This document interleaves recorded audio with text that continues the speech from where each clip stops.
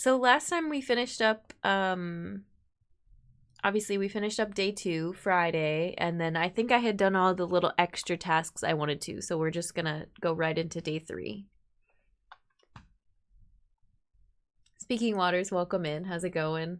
I love antiques. I love trinkets and antiquities.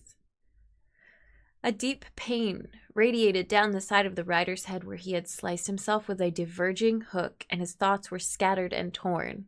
He could not see out of his left eye.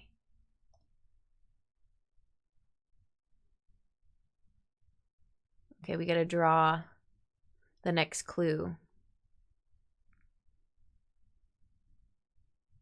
Is it a key? Yeah. No. What is it?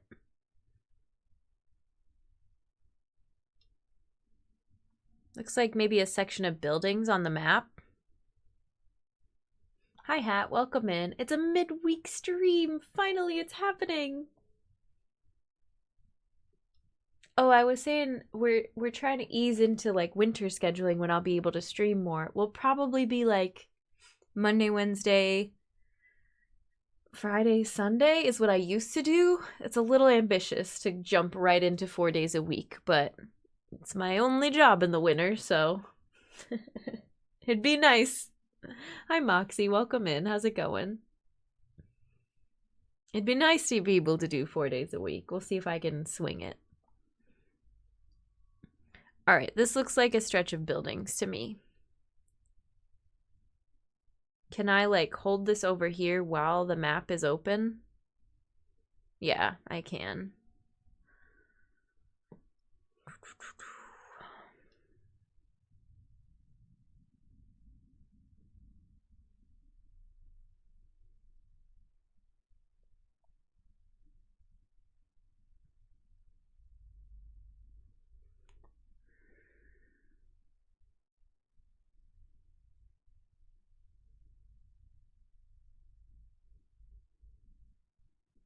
I'm not seeing it though.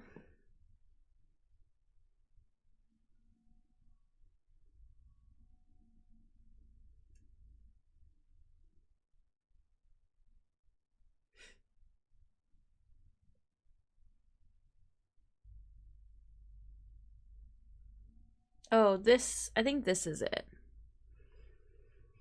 I think it's this.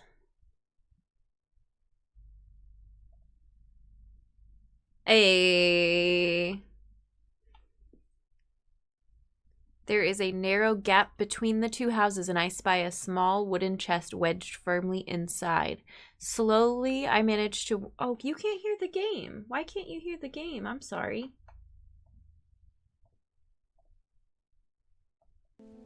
There we go.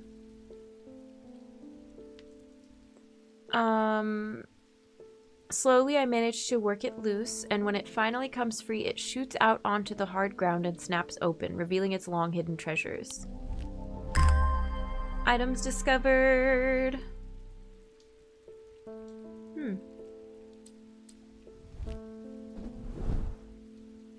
Okay, well.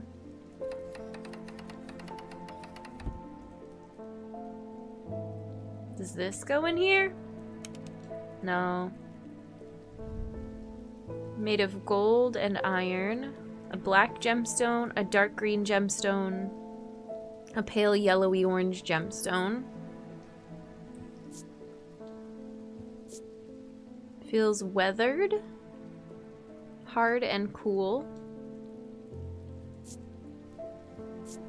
Doesn't sound or smell like anything, doesn't make me feel any particular type of way. Silver, glass filled with a blue liquid, iron, wood, silver. Cold and polished.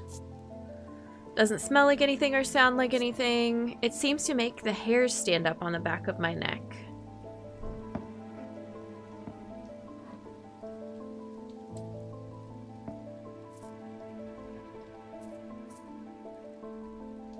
Okay.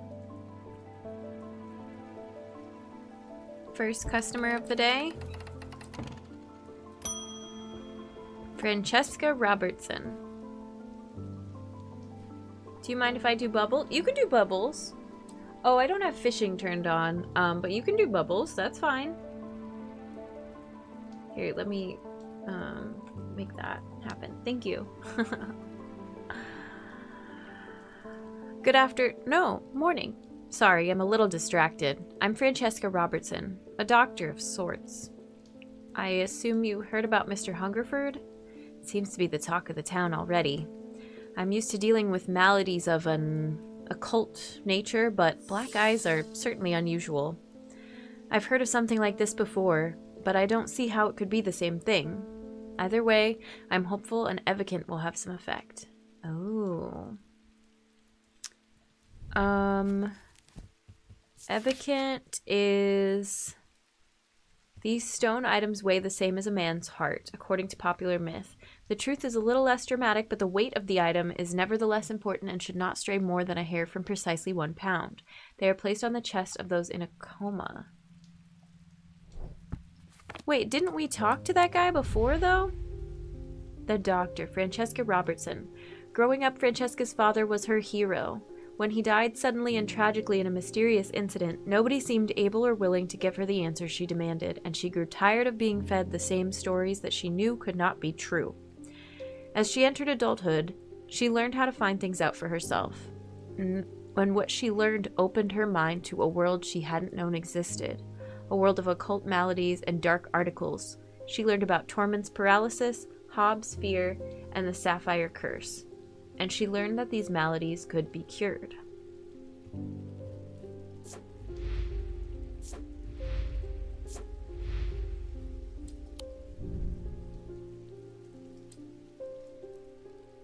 Okay, well here, this is a Evicant, I think. The item's made of stone, weighs exactly 1 pound. Daedalus Link, a powerful object capable of producing a levitation field. The field is extremely fragile, however, so it would be prudent not to take risks. These items are surprisingly light in weight. Their designs vary, but they might point to some facet of flight, a feather or the wings of a bird or insect.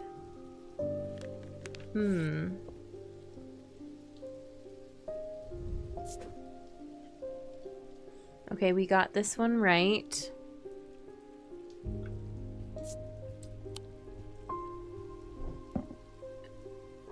This doesn't look like a feather or a bird. It's a little lighter than a 1/2 pound. What about you? Oh, could be that.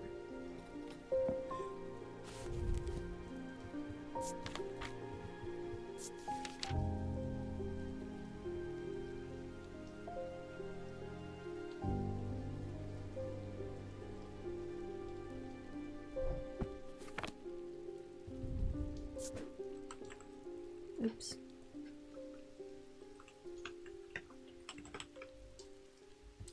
Maybe?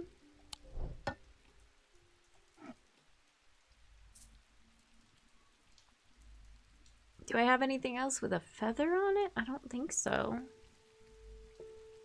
Or insect wing? Oh, I can stick that in there. That's kind of handy.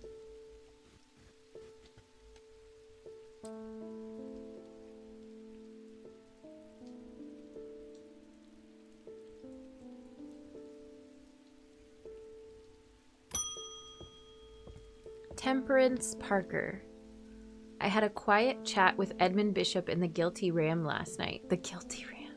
He's always got an interesting story to tell, but last night he was different.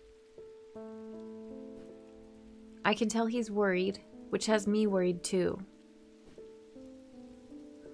I know it's not much, but I'd like a shield charm all the same. Okay, I think it's this. Here. No!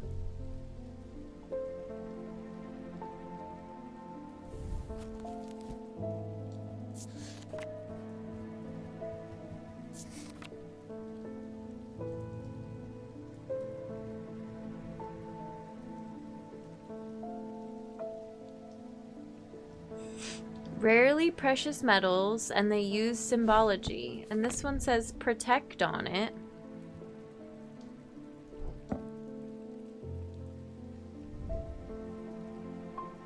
Maybe you?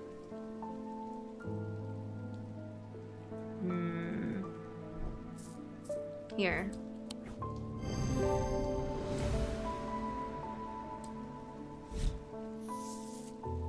St. John's Anvil. These items have much in common with the St. John's poppy plant of the same name, a fact that is reflected in their designs. They have quite different uses, however. Whereas the plant helps to overcome deafness, an anvil will dampen sound. They can be used to filter out certain noises, but allow others to be heard still.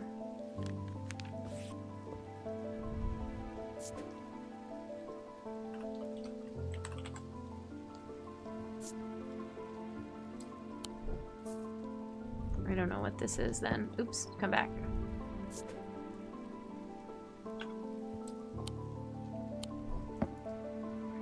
And then I remember something deafening sound. I don't remember what it was.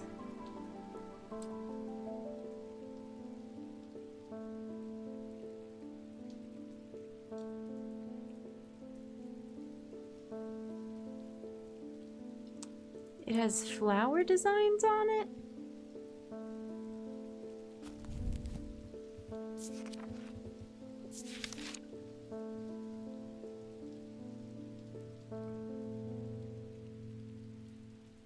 Oh, this leaf.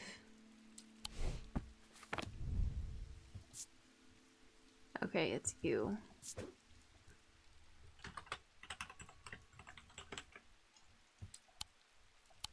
Okay.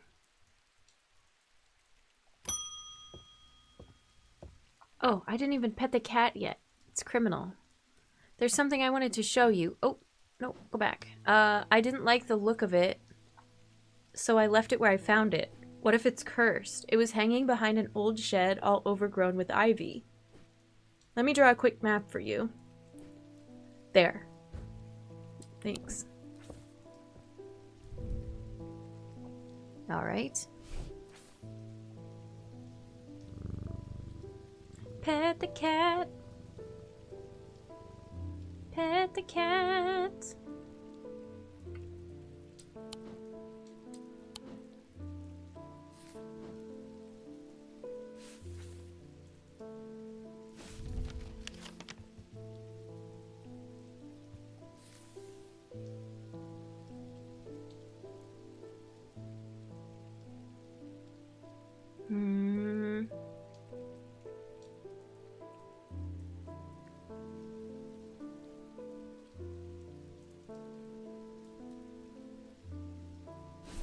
Oh, no, go back. It's got this, like, pond next to a really tiny, narrow building next to a road.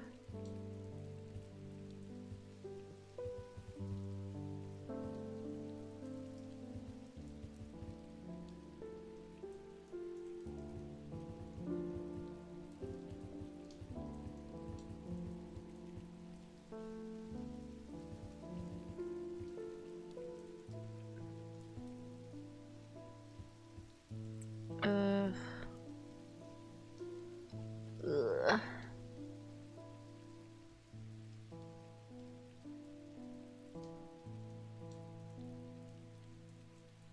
At least I think that circle thing is a pond.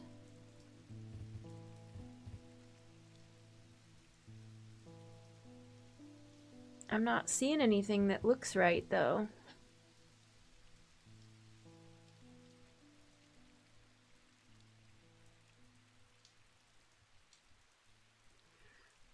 Is that supposed to be a church?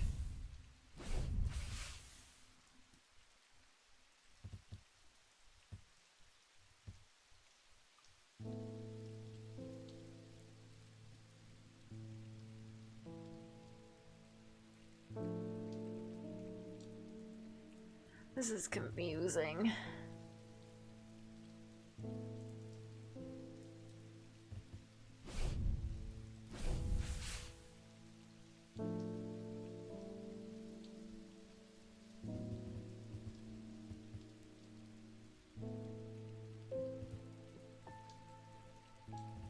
I wish I could spin this thing. Or is there like a cemetery? There's more than one church.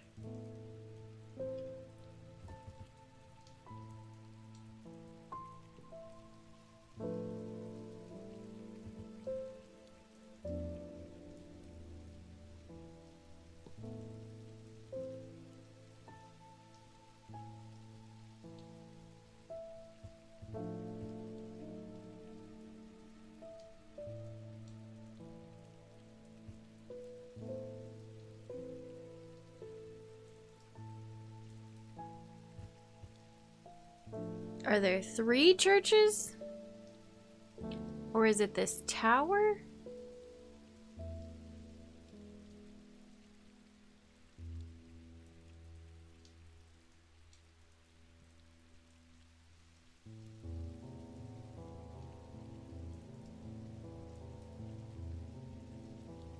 No. I have no idea. Can I look at this, like... Can I look at this without exploring? Like, I want to be able to see the bottom of the map, but I guess not. Let me scoot my chair up.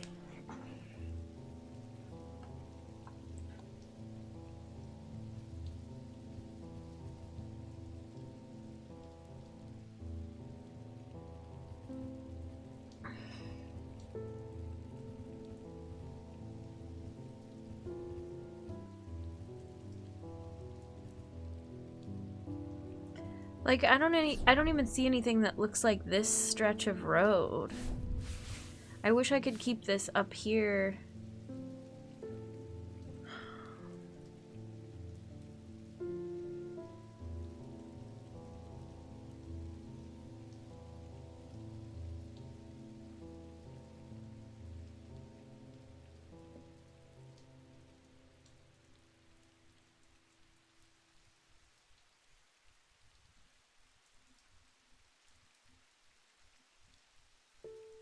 I think it's this.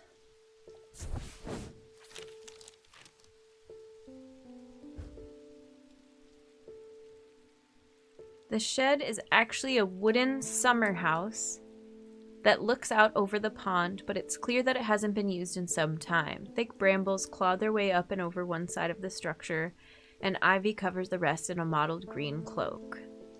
I find what I'm looking for to the rear. Parts of the ivy have been torn away recently, revealing an amulet hanging from a rusted nail.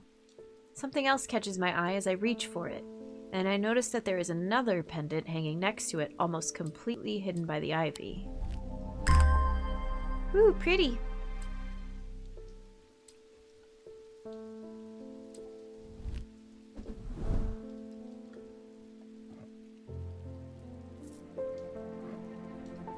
I remember this. Bronze and orange. This is like a sun shield or something. Warm. Warmer than I would expect. Polish. Doesn't smell or sound like anything. Doesn't make me feel any particular way.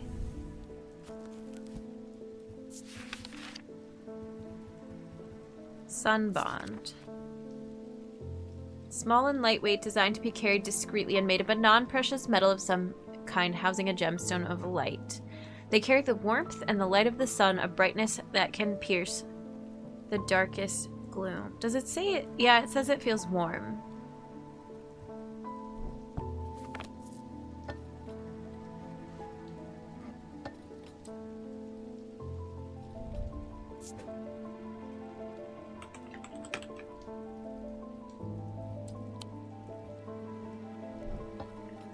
Okay, back you go. No, I don't want you on the other page. Maybe I will put you back on the countertop.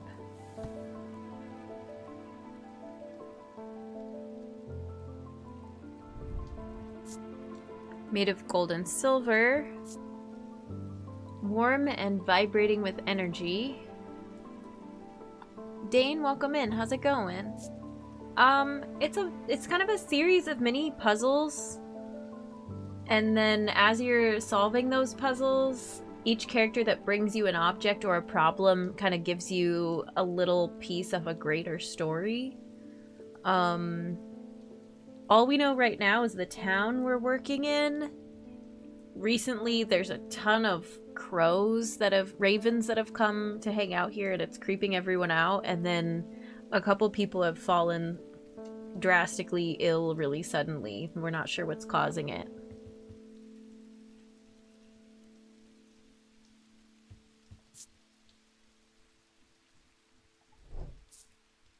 I still remember my aunt was looking for a certain interstate, and I kept looking at the GPS till we got there. It's like, there it is, it's coming. I was so proud. Oh, like street names. Yeah. I like Puzzlers. It looks interesting.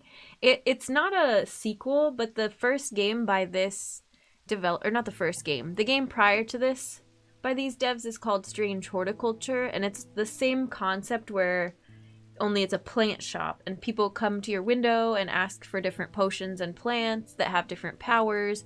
You have to solve what it is they want based on the different characteristics of the plant, and then as you solve problems for them, you find out all these other things about the town and all this big mystery that's going on.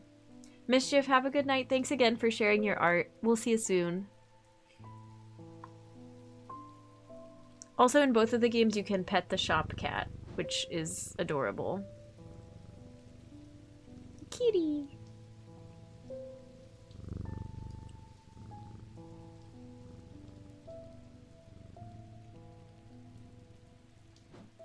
Yeah, Mischief shared some La Mulana art to the Discord. Oh, I just realized we had no frame around the game. Really critical streaming stuff here. I don't know what this is. It doesn't really give me much to go off of. It's warm, vibrating with energy. It's made of gold and silver. Is it heavy then?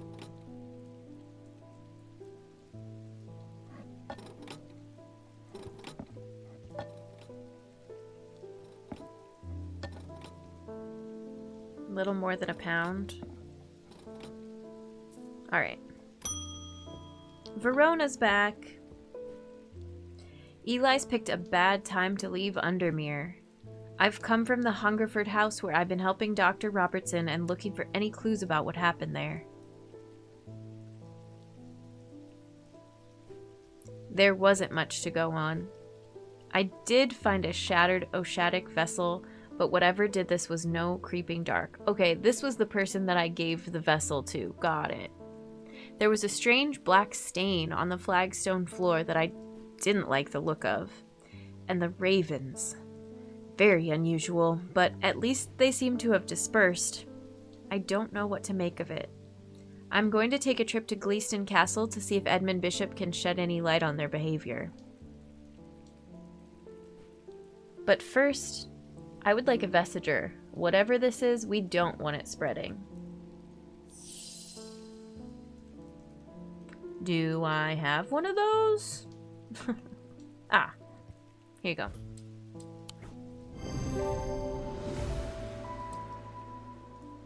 This is the thing that turns the light blue. This thing's so cool. Moonstone Guardian. For the banishment of Hobbs' fear and Noctic sight, these tend to take the form of a comforting guardian. I thought we already had this. Check this out. It turns the candlelight blue.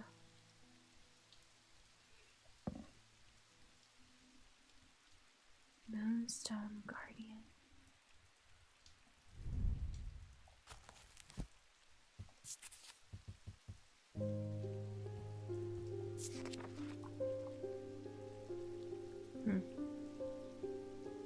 Not much to go on there.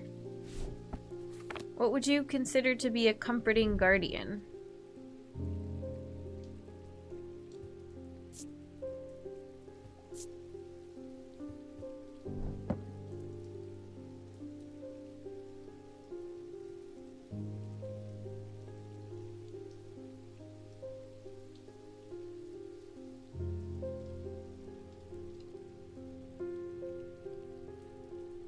I don't have any cat-shaped things. Okay, do we think I could go to this church that she was talking about?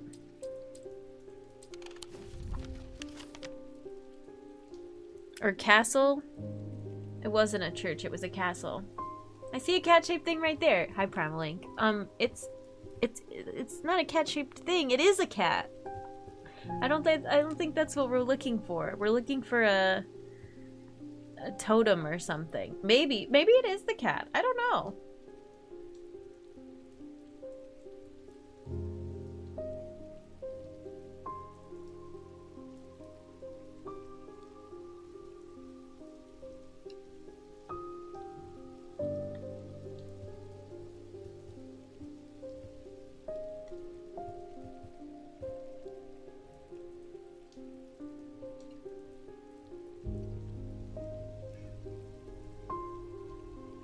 I guess I can't go there.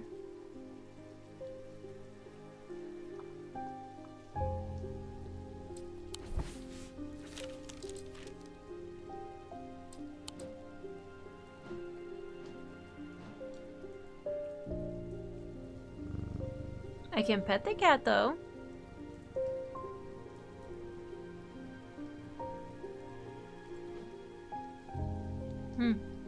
Alright, are we ready for another clue and a new day? 2 days earlier, the rider and his fellow adventurer were deep underground exploring the tunnels below the Kirkhead Tower when they made a discovery. Their elation at their find would soon turn to horror.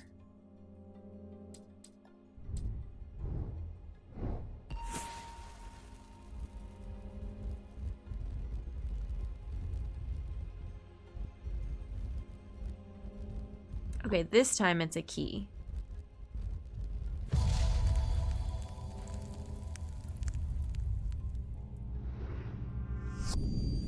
After a disagreement between two houses, I was buried behind lock and key.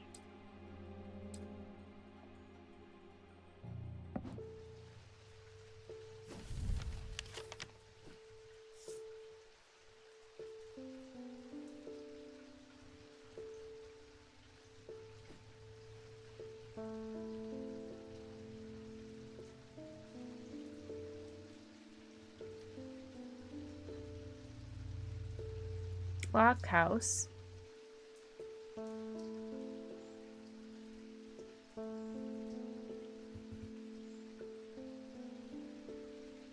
Seven and 13. Keystone Manor. Haha.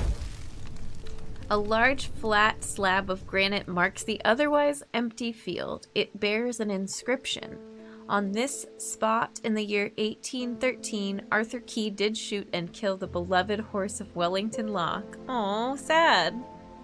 Buried at the foot of the slab, I find an unlocked chest containing a handful of legal documents, as well as a pistol and another item that catches my attention.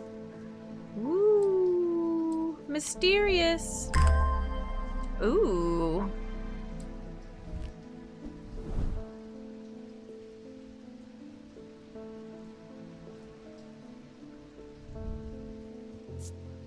Slate. Thank you for the follow. Appreciate it. Kind of feels like grave robbing. A little bit. That wasn't mine to take, I don't know. A dark purple gemstone. Okay. Doesn't smell or sound like anything. It feels rough. And then the gemstone feels polished.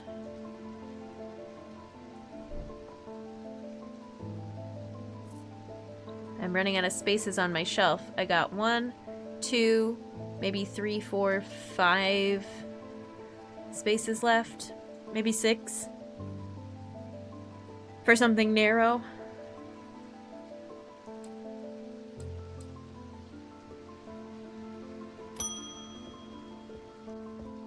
Eli, you're here. Well, the shop is still standing. That's something. Say what you will about Undermere, but this town is never quiet for long. I leave for a few days and suddenly everyone's talking about ravens and curses. I'm going to need to find Verona to get up to speed on what's going on. At least I didn't come away from Ravenglass empty-handed. I can always rely on quiet Susan to unearth an interesting trinket or two. Trinkets! Alright, glad you're back, buddy. Oh!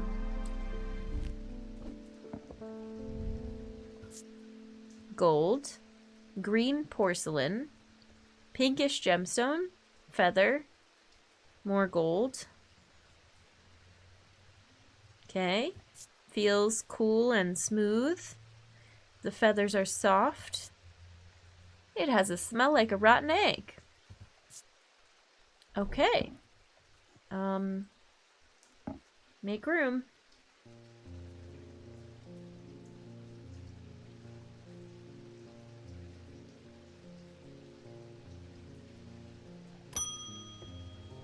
Edith Moore. Oh, I talked to you earlier. Oh. Oh, no.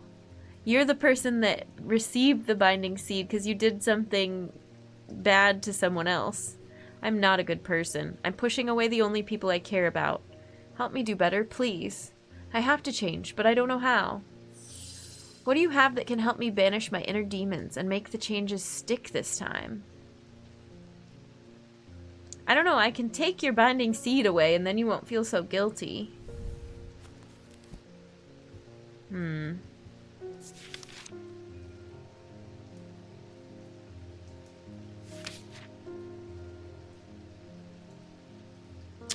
Oh, I think this is that slate thing that we just got.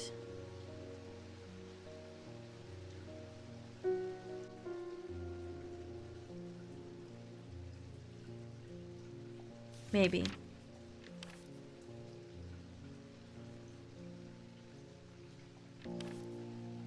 If you want something to take your pain away and make you become a better version of yourself, have you considered getting a pet? Cat's just the solution to all of these. Here, pet the cat. You'll feel better, I promise.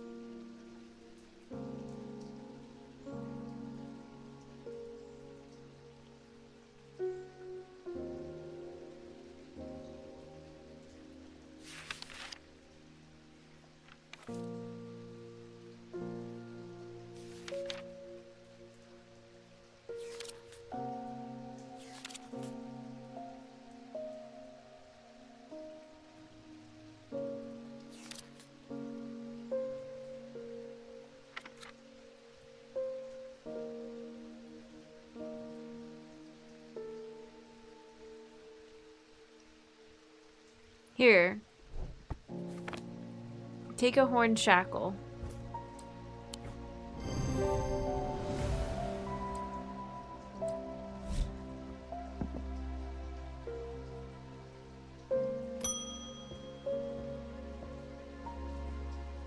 The Evocant didn't snap Mr. Hungerford out of it, unfortunately.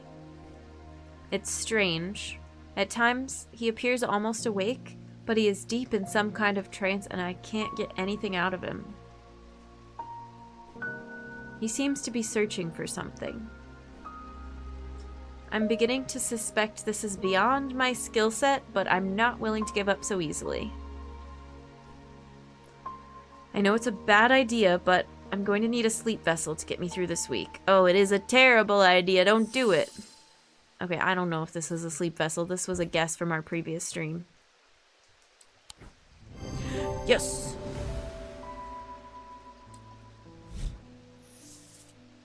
Resonance compass will point towards nearby resonant objects, the only objects that can be detected in this way. Resonant objects are highly prized both by thaumaturges and those who collect occult curiosities. Thaumaturgy. Thaumaturgy. Tehumaturgy. Alright, I wanted to confirm that's what this is.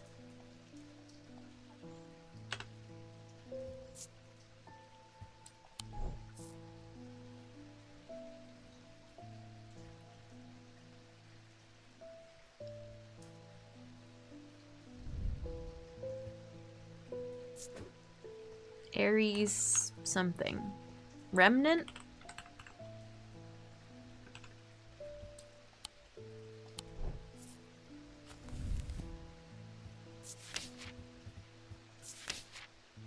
Yeah.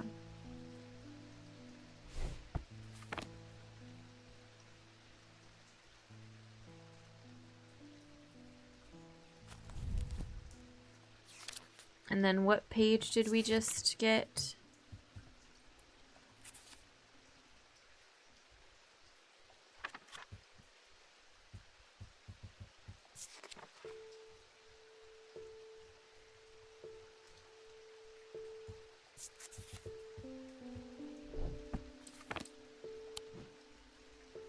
This is all still locked.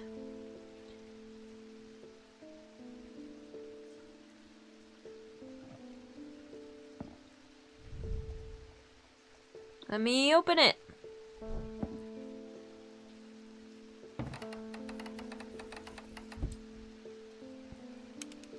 And there's something that if I rotate, it has a key inside. The eye of something. Your moon sign is Aries, mine is Taurus.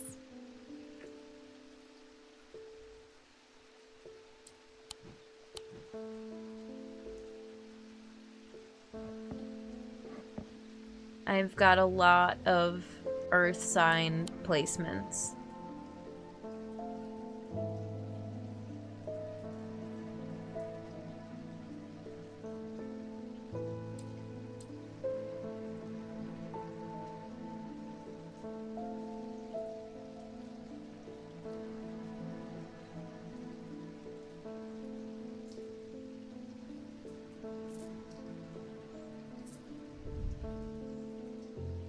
I thought they said people use this in low light conditions. That it made them feel some type of way, but I don't know. Capricorn, water dog in Chinese. Someone calculated Vedic, but I don't remember. I'm a Capricorn sun sign.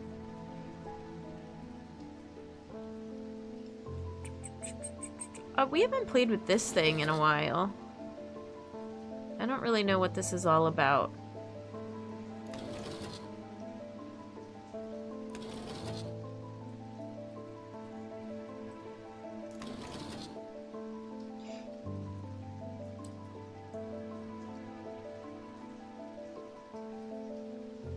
Moon sign? You don't know? There's all sorts of apps for that.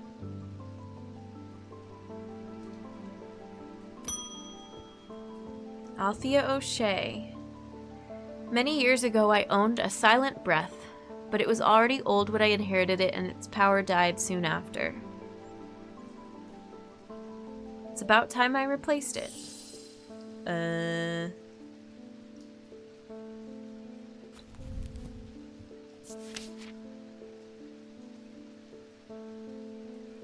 There are those that consider the white heart a prize to be claimed, but there's no glory to be had from killing such a noble guardian of the forest.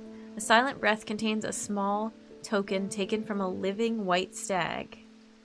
While the stag lives, the item will retain its power, allowing the bearer to sense danger before it arrives. But this didn't make me sense anything.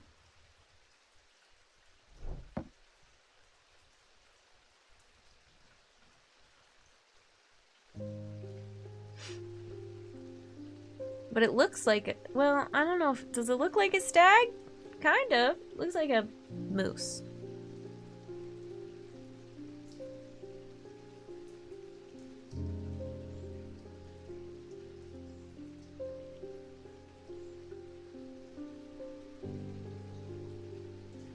Looks like a cookie. A little bit. Hi, Jim. How are you?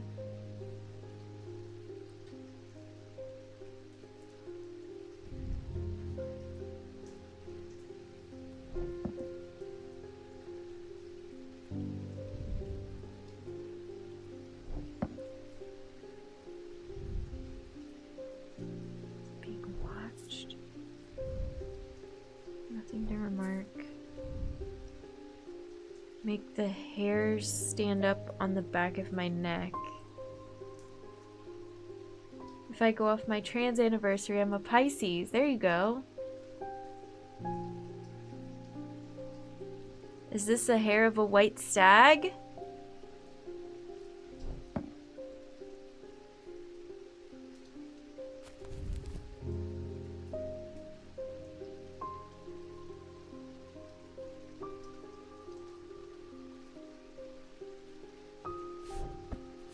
I'm gonna do it. I'm gonna try it.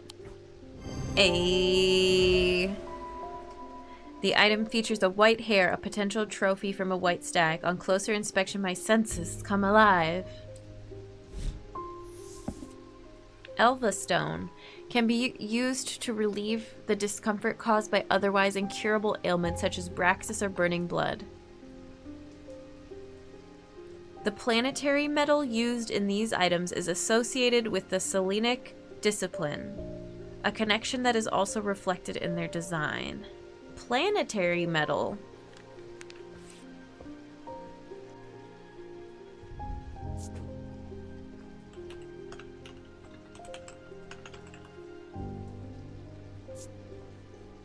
Having trouble typing. What's a planetary metal?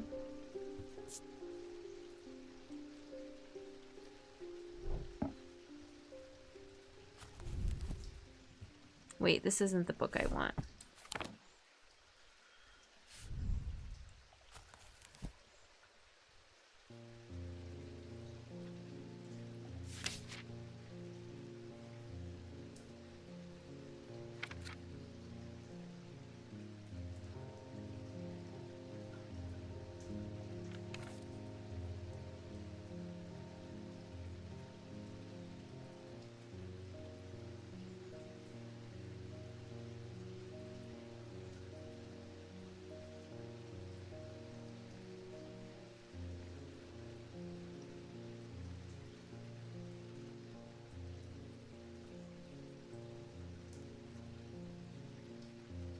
Silver for Selenic, for the moon. Growing fond of night streams. We've only had one. Well, we've had them in the past. I'm glad you like it, Junie. Hopefully we'll be able to keep it up. A sun and the moon, gold and silver. I feel like I need to read that note again. Oops. Where did you come from? I forgot I had this.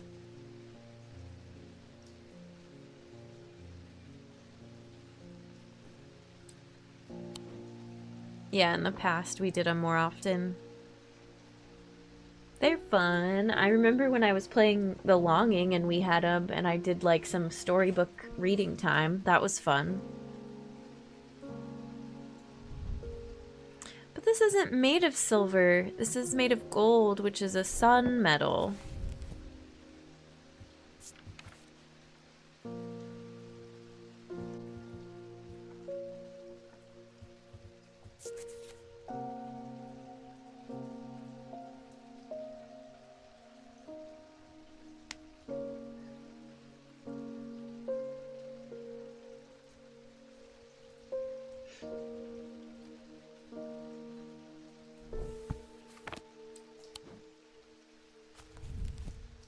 Need to wash face and brush teeth? Okay.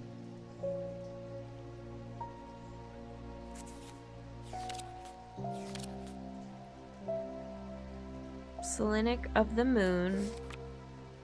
And the moon, planetary metal, silver. So it's made of silver. And it has a moon on it.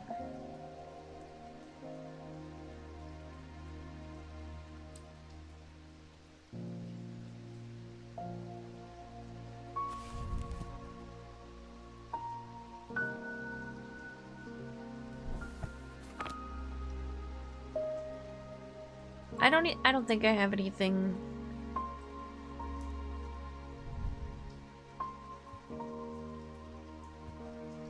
like that.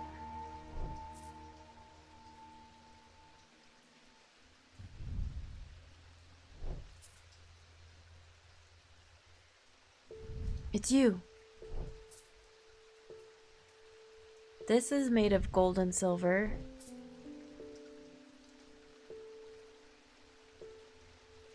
Are you made of silver? No.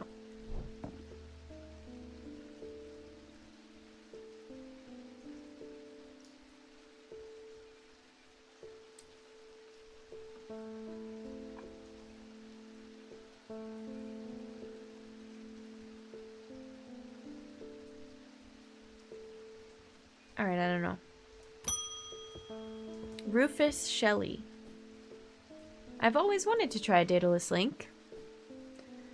I have a personal interest in the celestial branch, so I'm not completely new to such things, nor am I ignorant of the risks.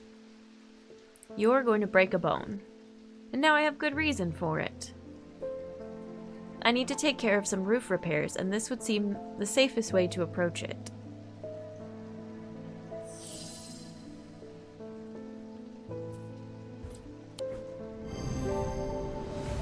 Be safe. Good luck. This dude plays Celeste? Apparently. Cosmic Purifier? A small topaz gemstone known as the Eye is placed in a strong-smelling liquid, usually some potent barley spirit or vinegar. Small tokens such as rings or amulets perhaps, submerged in the liquid and left for a full cycle of the moon, are cleansed of simple imbued curses or hexes. Of course, there's a limit of the effectiveness of the process.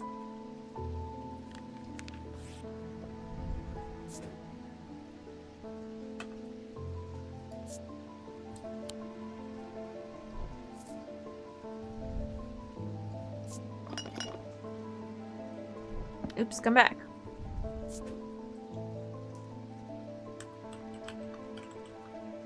Oh, we have an ad coming. Sorry, I didn't see it until now. Enjoy the ad break. We'll be right back. Between customers.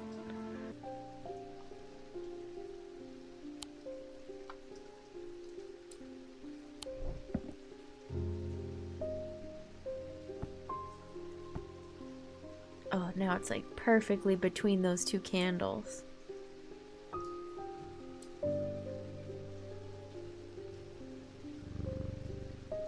Hi Magus, how are you? Welcome in. Thank you for the bloops. Next customer. Edmund. The ravens are back, I see. Looks like it's going to be worse this time. After speaking to Verona, I've come to extend an open invitation to visit Gleeston Castle. I tried to do that earlier. My family has lived there for generations, and I know there are artifacts that would be of use to you, gathering dust in hidden corners. All I ask is that you stay out of the south tower and the master bedroom. And run anything you find by me first, of course. Okay.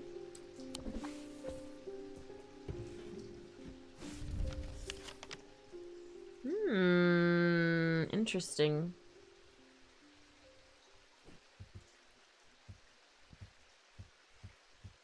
Conservatory, ballroom, kitchens, courtyard. What is this, blueprints?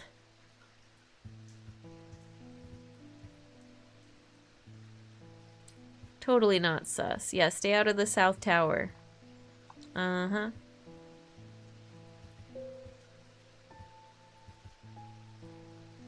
Hey, we were just talking about this. Mars in winter, rising in summer. To the vaults.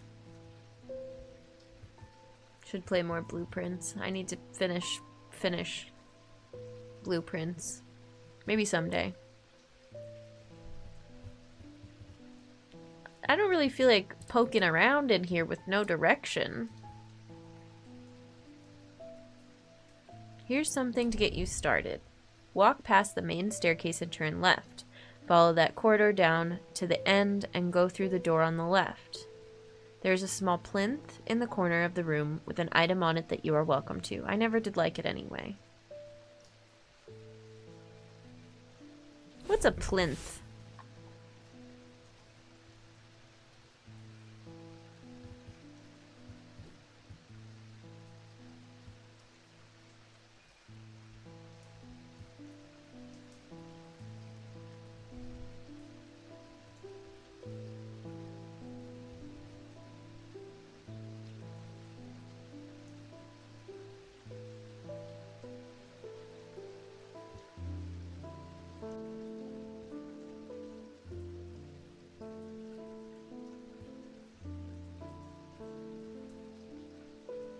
Walk past the main staircase and turn left. Follow that corridor down to the end and go through the door on the left. Wouldn't you think that was here? Or would you think turn left and then follow this? But that would be turning right. But follow that corridor down to the end. This is like a tiny little bit of corridor. Platform for an object like a chalice or a statue. Oh, interesting. Like a dais? I fear my fall allergies are coming back. My nose is very itchy.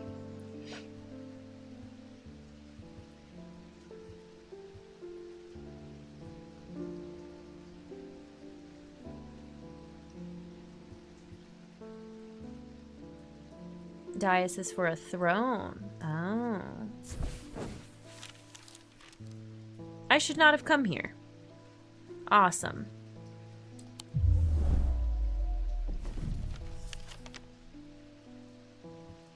Bad directions. Very bad instructions.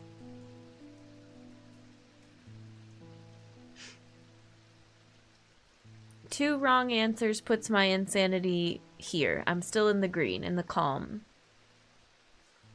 One of those parts you rarely hear the name for, yeah.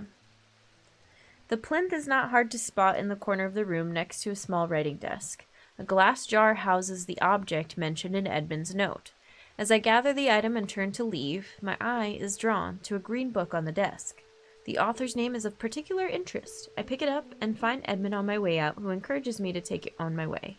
Take it with me.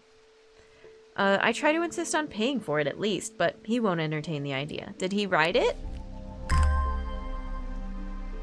Eli wrote it. Gemstones and their thaumic properties. Oh, and something made of silver with a moon on it. That's what we were looking for.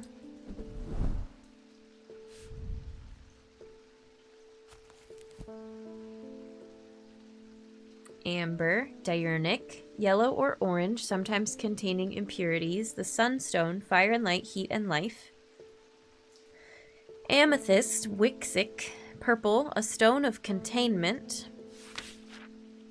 Aquamarine, dradic, pale blue or turquoise, a stone of water. Bloodstone, also wixic. Dark green or black with flecks of red. A dark stone for dark purposes. Iolite, diurnic. Dark bluish purple. A calming stone for peace and safety. Jade, dradic.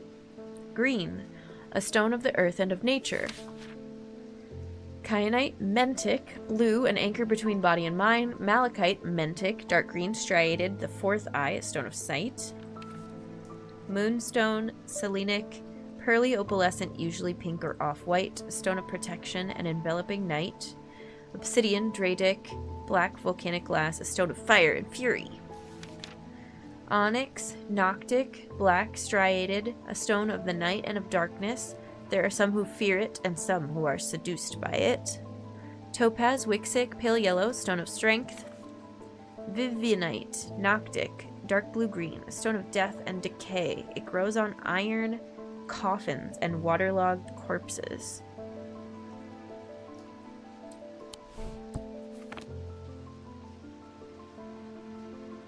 Now we can identify all of our stones.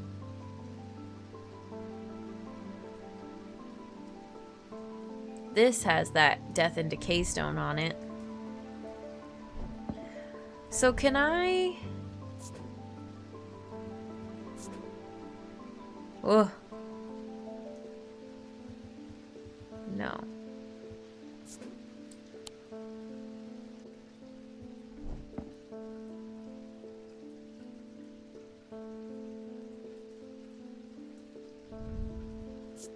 Silver, Edstone. Cool and smooth, rough and pitted. Doesn't smell or sound like anything. Has an ethereal quality to it. So this is the Elva Stone.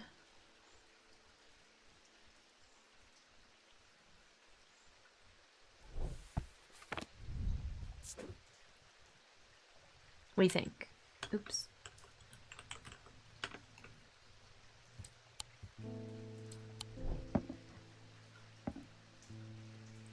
I'm running out of space.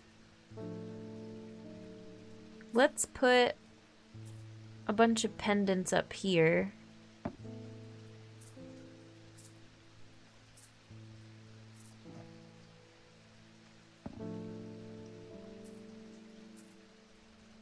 Because I want to use this, well, except I don't need that much space, but I would like to use this for books down here.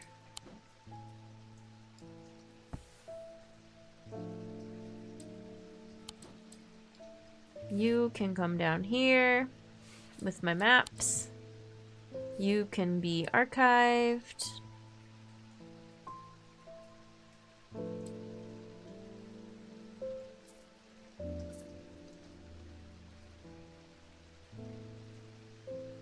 Moisturizer, teeth brush, minty fresh. Nice, Judy.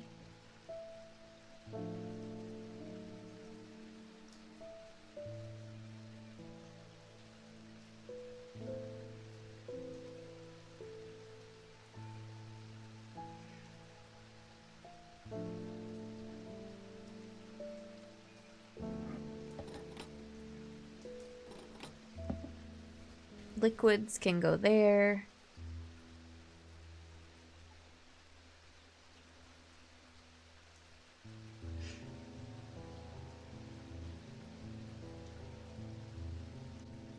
I feel like pendants should go here. It's what I have the most of.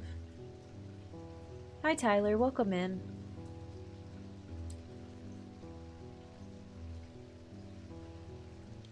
And then I could have room for like big chunky stuff up here.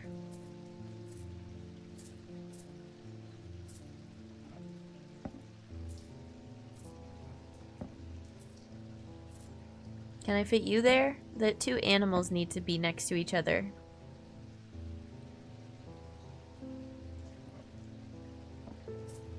Ah! No! There's so many necklaces! Big stone stuff. Big chunky stone stuff. Chunky. Chunky. Okay, it lets you kind of fit as many things as you want, which is nice. Although it might be harder to find when it's all close together like that.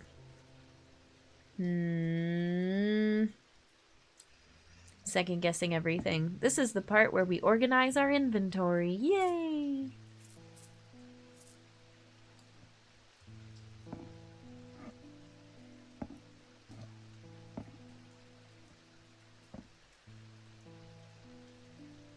Yeah, now it's unpacking.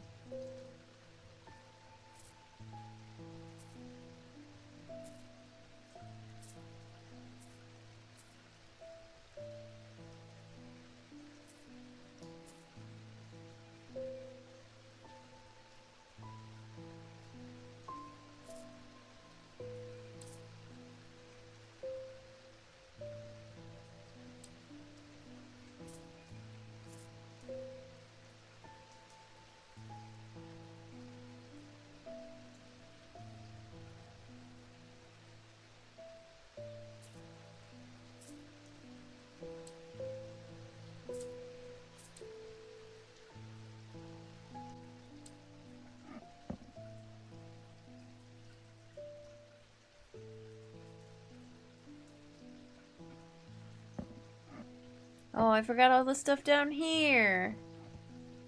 Dang it.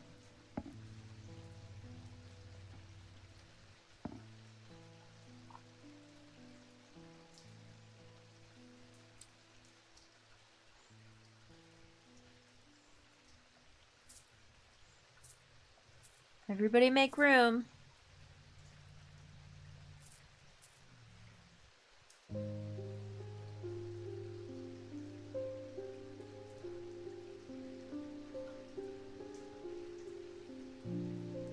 This is not a good system, but that's okay.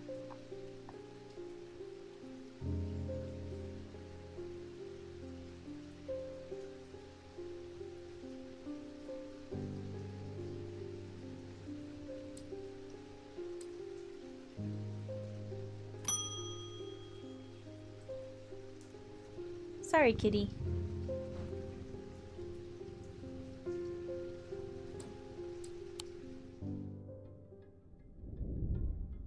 At the end of a long passageway, after days spent clearing away dangerous rockfalls, the duo came upon a chamber. In it, they found a small stone tomb, too small to contain human remains. Alien remains? What?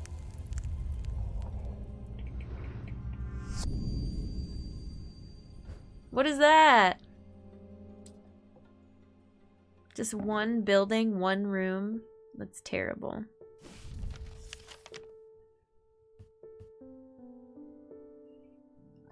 Excuse me. Oh, that's clever. Well.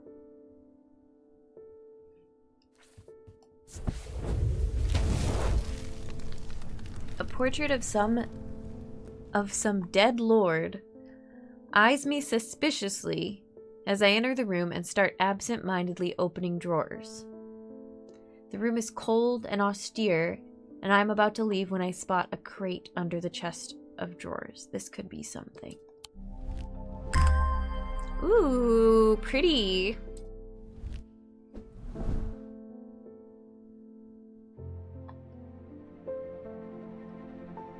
But it goes up here.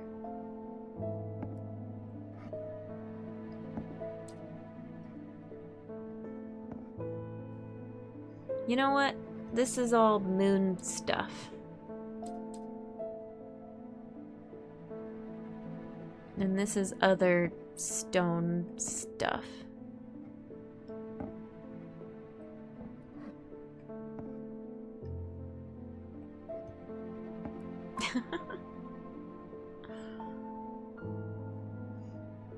You can go over here with the other really creepy things.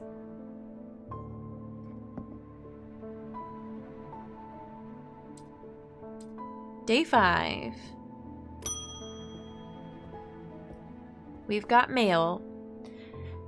Not sure about this fog today. It's an eerie atmosphere out there, especially with those damn ravens back again. It's usually fierce black dogs I'd have to worry about, not big black birds. Better off inside, I reckon.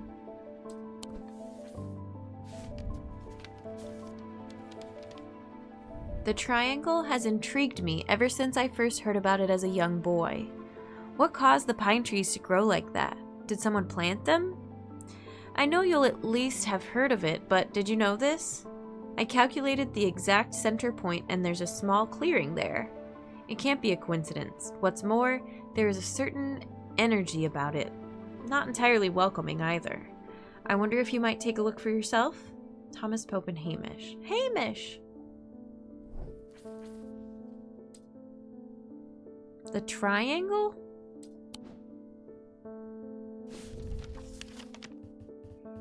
Is it listed?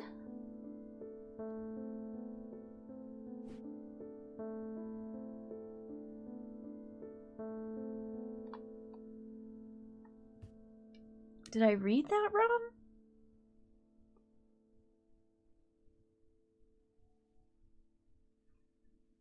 Oh, here it is. Sure enough, as I approach the center of the curious triangle copse at the heart of Heath Wood, I come across a clearing.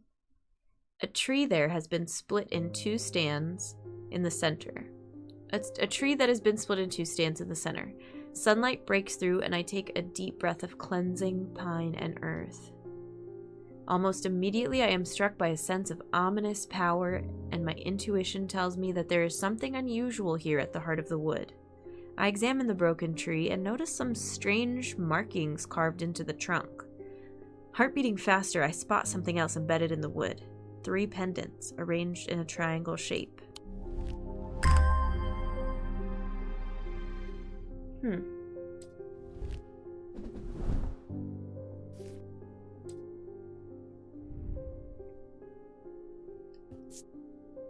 A green gemstone, bronze, Raised detailing, smooth.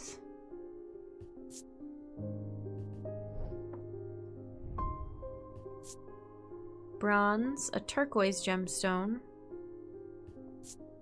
Polished, hardened, cool.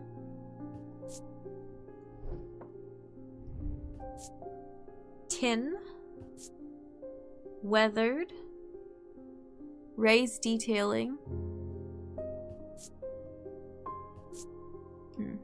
Weird. No more necklaces, I don't have room.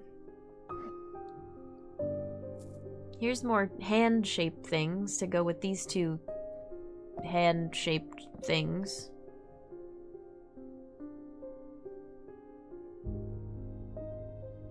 I guess you could call this hand-shaped, but it freaks me out. It's got too many fingers.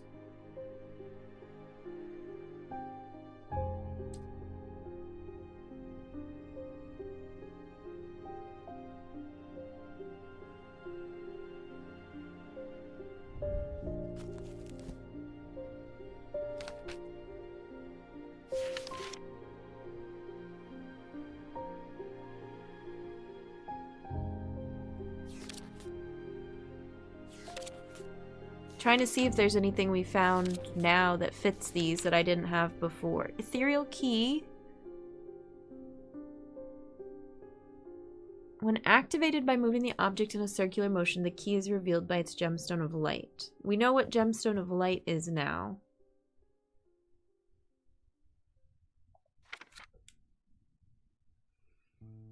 And gemstones of the night power the concealment charm.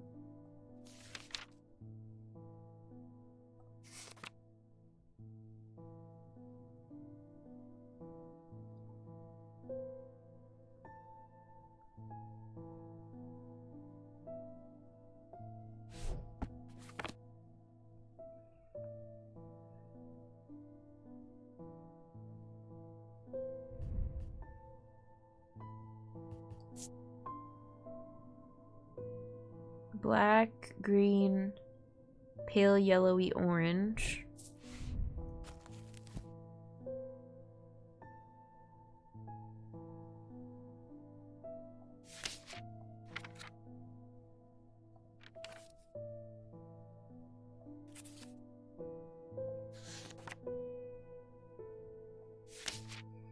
So Noctic, we're looking for Vivianite, Onyx.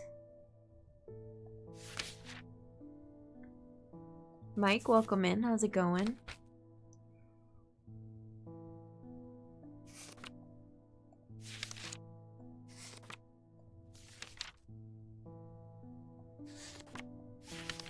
I think those are the only ones that I know. And then Diurnic is day and Noctic is night. So then Diurnic is... Wait, come back.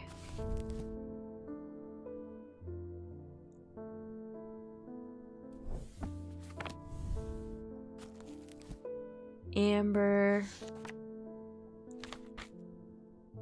Iolite. Okay.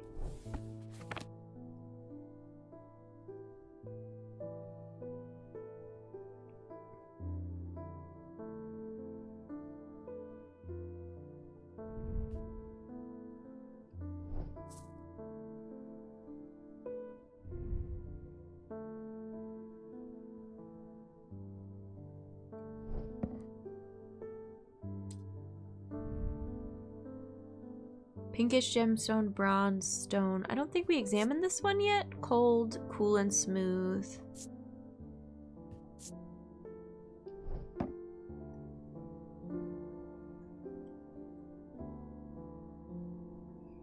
Ooh, what about you? Pink, orange, black. This one's Noctic. I already forgot what the other Noctic one is, though.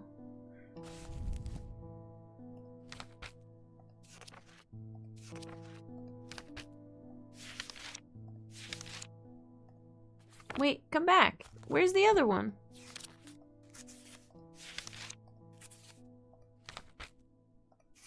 Oh, right. It's like that blue-green one. So does anything have a black and a blue-green on it? I don't think so.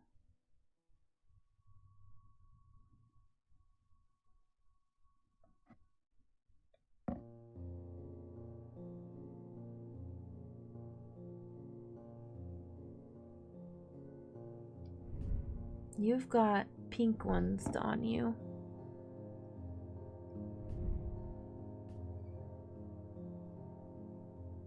I don't know if that's... It says dark green. I don't think it's blue-green. I think that's malachite. And I think we tried that one in here already and it didn't work. Yeah.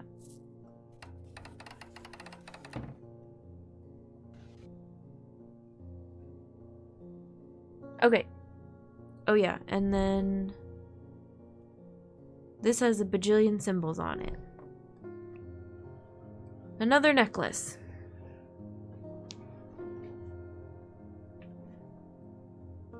I want to put it by the big round circular necklaces.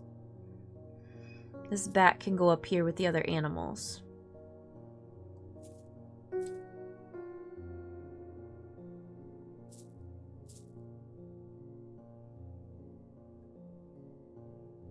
And this isn't metal, so it can go up here. I don't know, I don't like that these are all squished, but whatever.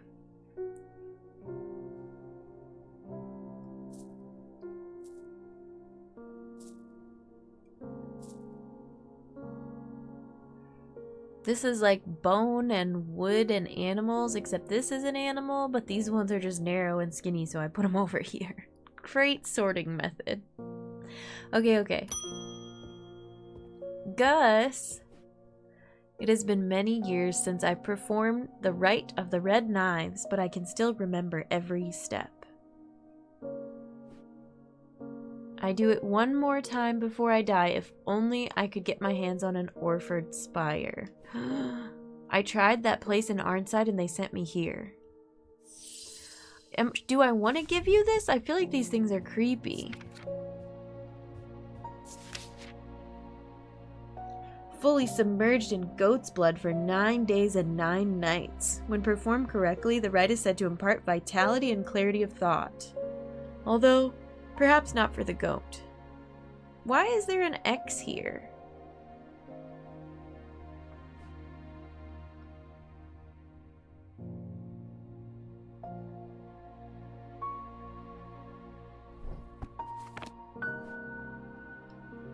Here.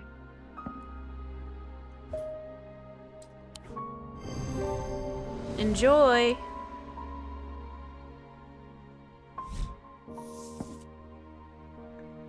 Amphisian Talon. The League of the Amphisian Heart uses these items as part of its grim initiation rite. They guard their secrets closely, but it is said that they worship the ancient nameless gods, communing with them via the broken path. Acolytes must press the tip of a talon hard against their cheekbone to the point of drawing blood. They perform this act nightly for 49 days, 7 sevens, after which the scar will forever mark them. Creepy!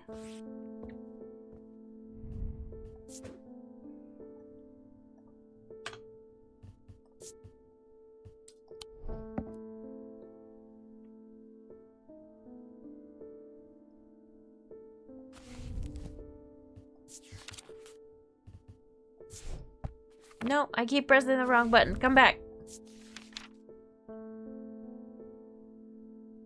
An initiate of the League of the Amphisian Heart.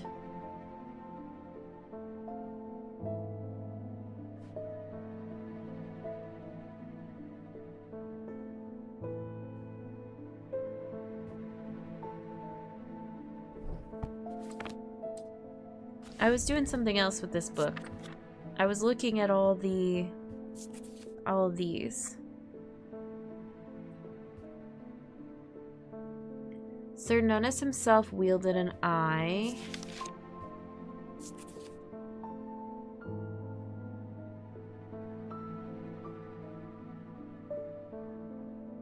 Well, you're not wielding anything that I have that looks like these yet.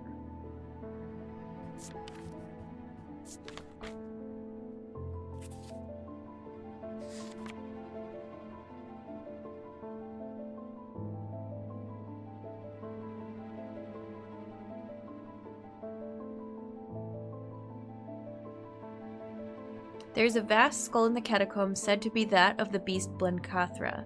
Holgar's followers believe that when he slew it, he trapped its soul, along with its power, in an item known as the Wraith Chamber. Heart chambers are based on this mythical object, but they have morphed over time into a way to keep those dear to us close to heart after death.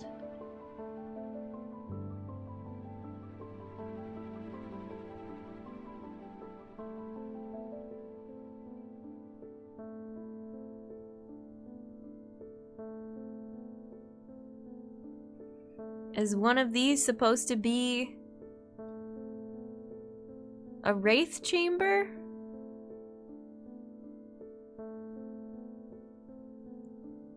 I don't know.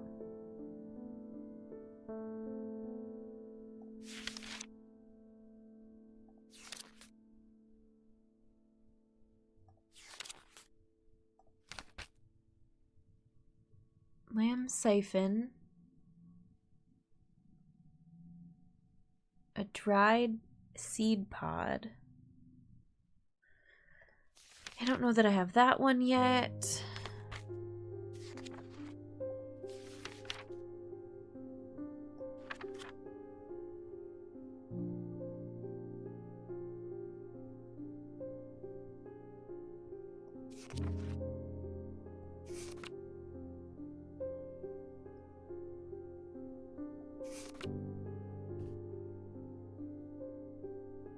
Okay, Sextrum. Oop, no, go back.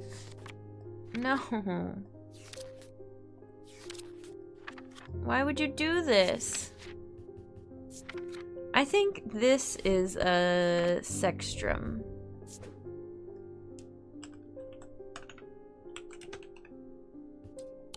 Protects against insanity. I tried to give that to somebody earlier and they said, nope, that's not what that is.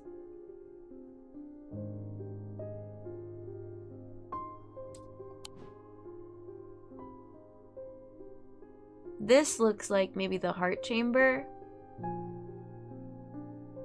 I still don't see anything that looks like a seed pod.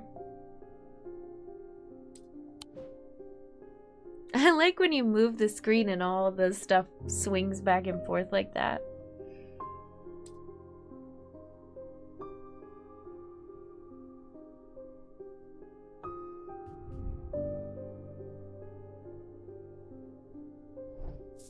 Oh, I actually don't know that that's a liquid in there. Interesting.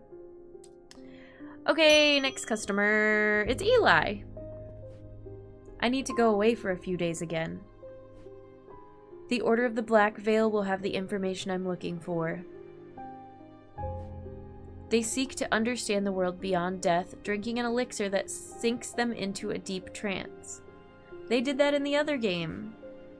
If I'm right, they may be able to shed some light on these events. The only problem is, I burned that bridge long ago. Could you hand me that Guise of Lillian? Yeah, it won't be the first time I've used one to get around their hatred of me.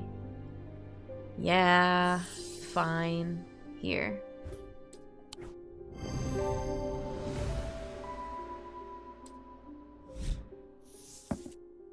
Tenebran Cloak. Upon activation, a Tenebran Cloak can create a sphere of enshrouding darkness that will cloak all within its reach.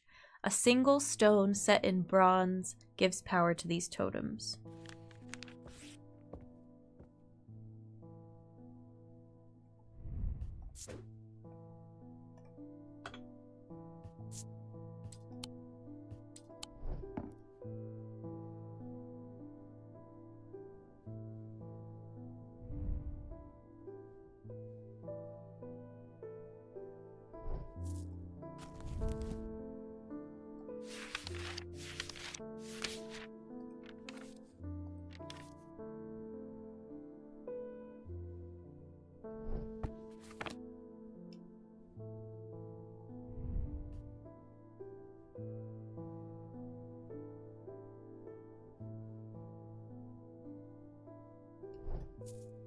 A single stone set in bronze.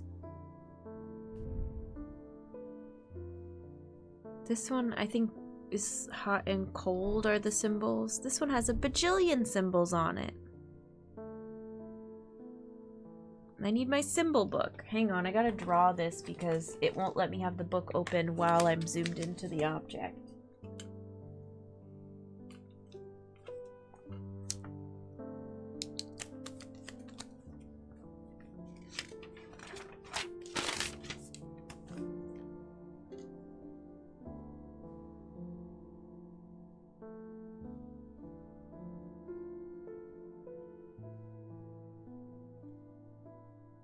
This one looks like a aiming target thing.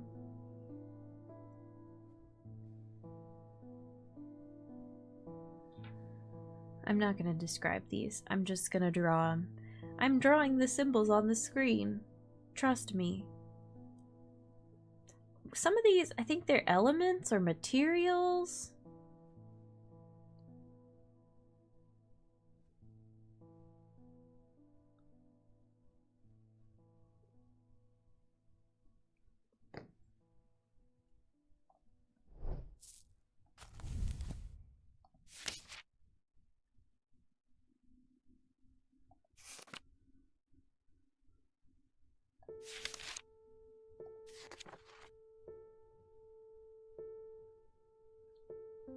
Their weather. Thunder. Fog. Hail. Lightning. Rain. Storm. Snow. And wind. Okay.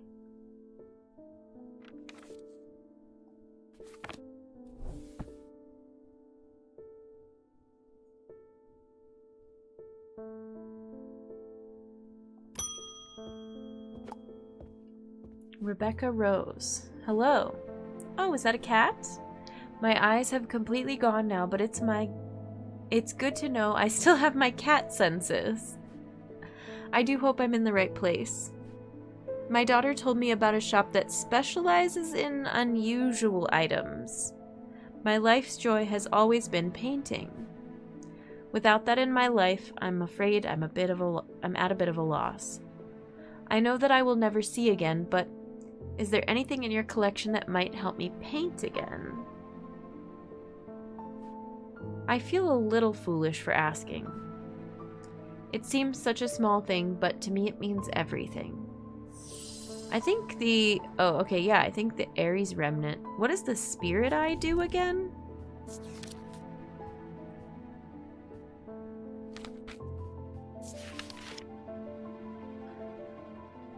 Some who stay away.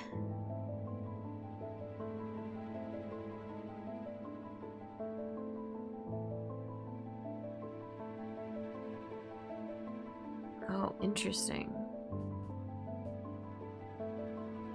I don't know, I'm just gonna give you an Ares remnant. I don't even know what a spirit eye really does.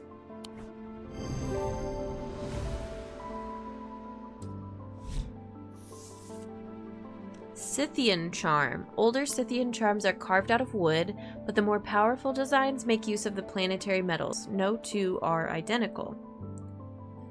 They are used by horticulturists to encourage stubborn plants to thrive. They change with the weather, usually quite cold, but warm and tingly to the touch when it is raining. Weird.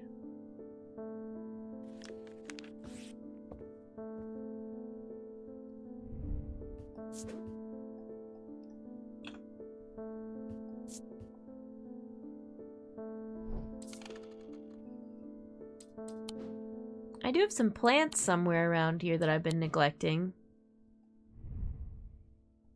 I don't really know what I'm supposed to do with these, but they're nice. Maybe if I use a Scythian charm next to them, they'll grow. The artist Rebecca Rose. Rebecca's eyesight deteriorated very quickly several years ago, and now she is just barely able to distinguish dark and light. This affliction has robbed her of the thing that brought her the most joy in this world, painting, and yet it has not robbed her of her determination or her kindness or her love of life. When she learned of Strange Antiquities and that it might hold a way to restore her sight, she was hesitant. She never did anything without careful consideration, but eventually her desire to paint again won over, and she decided the risk was worth taking.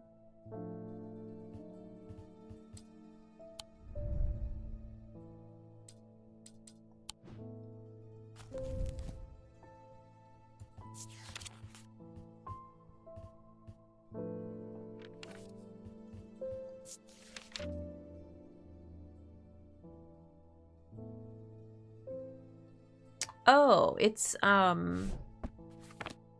you. You were warm the other day, but now you're cold because it's not raining anymore. Weird. Here, come here.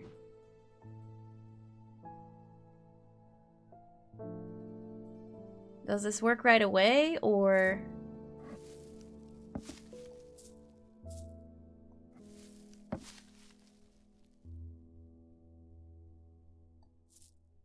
Grow, grow, grow, grow. I wish you could see, like...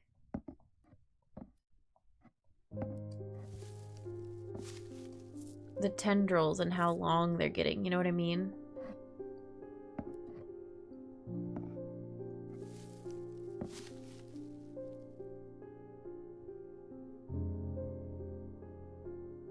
Alright, I guess we'll test it.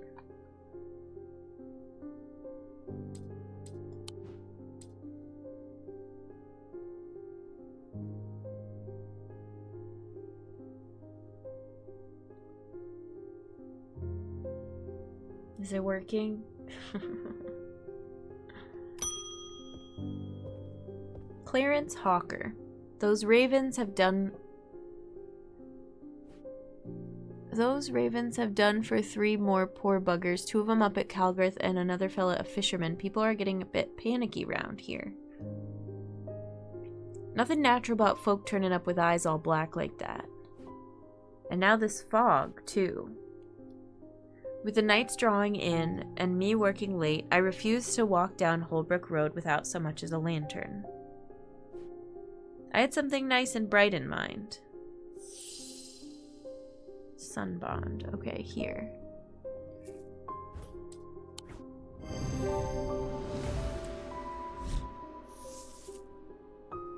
Cyrene Ward, made from basilisk scales, a material known to endure intense heat.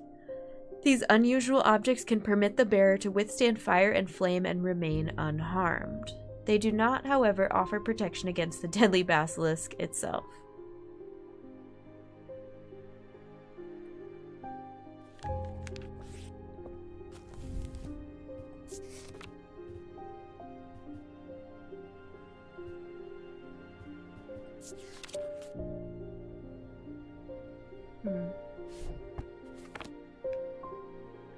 Do I have anything made out of scale?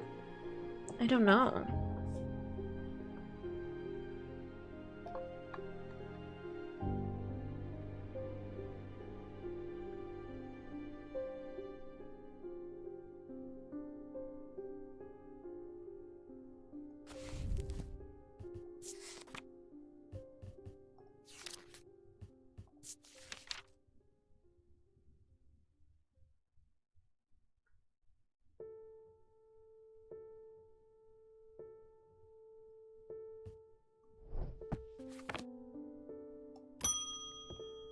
Audrey Bell. Bend your ear to the trees. Hold your palm out to the wind. The ravens can feel it. Can you? Something is stirring. I will need a Holgengrim in the coming days. Okay, here.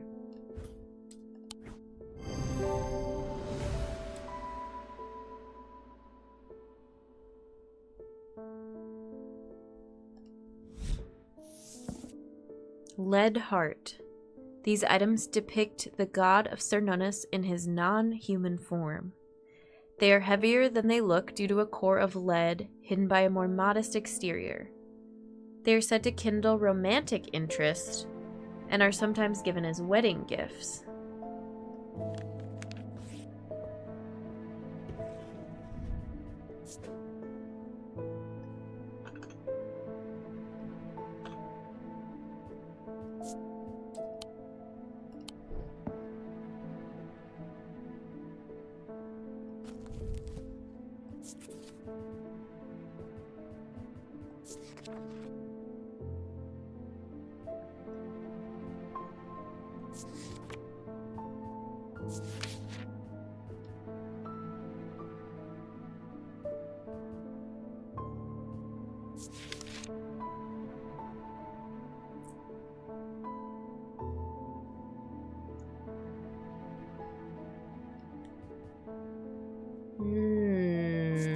I have an idea. Hi, Bread. How are you? Welcome in. Yes, it's all very strange.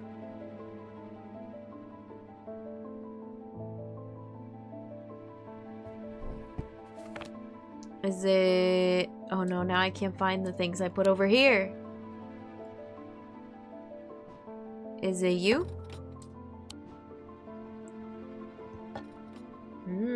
Are you heavier than you look? Clay, but maybe with lead hidden inside?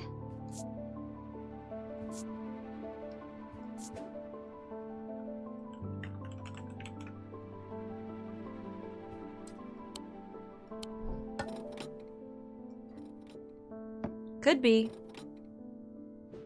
Bren, you can pet the cat in this game.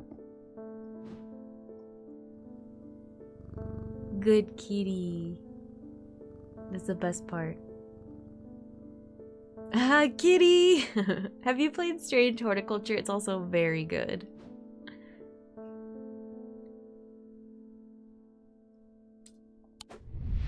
I highly recommend. The priest, Audrey Bell. Followers of the warrior god Holgar are not easy to come by, but they make up for their low numbers with zeal and grandiosity. Their priests have all the self-appointed authority of a village fete organizer, and the power struggles between clergy and acolyte are as bitter and hard-fought as many a debate about bunting or cake stands. What? Audrey has strong opinions about death and the afterlife, perhaps forgetting that the god she follows is best known for sending thousands of people reluctantly to it, but had very little to say about its substance.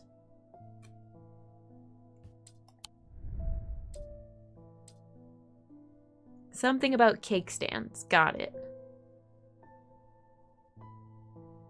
Alright, I want to see if this thing worked. Inside was the reason they had toiled so hard. A small black casket. A very valuable small black casket. They knew enough not to open it, but perhaps too little to fully understand the danger it posed.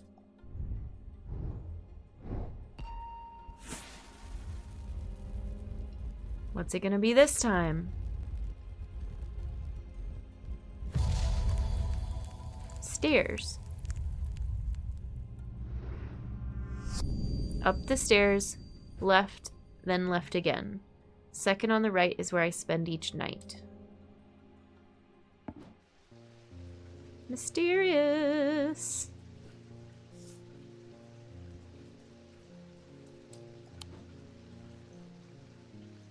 I don't think the plants got any bigger. This thing is fake.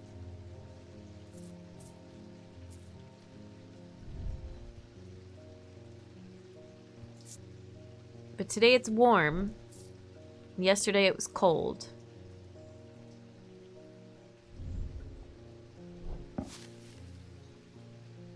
Whatever.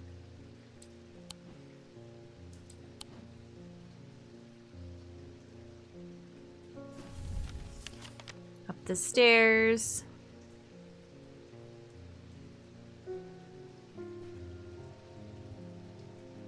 Left. Wait, hang on.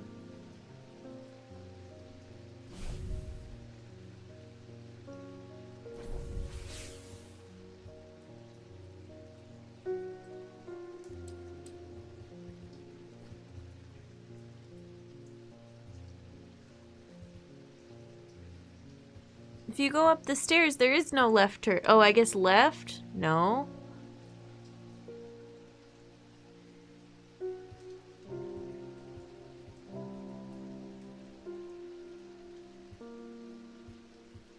All the directions on these are bad.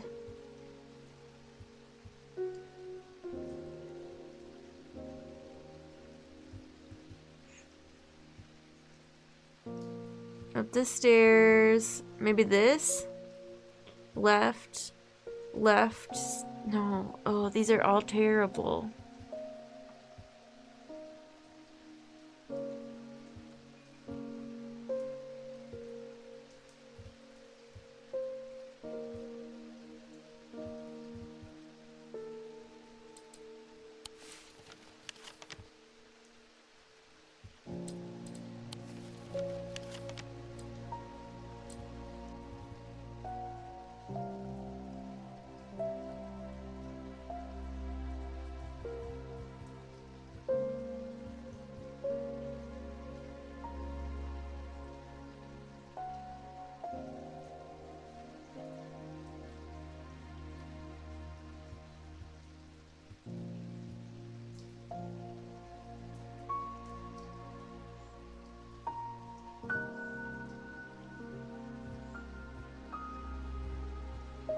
Alright, I don't know. That's stupid.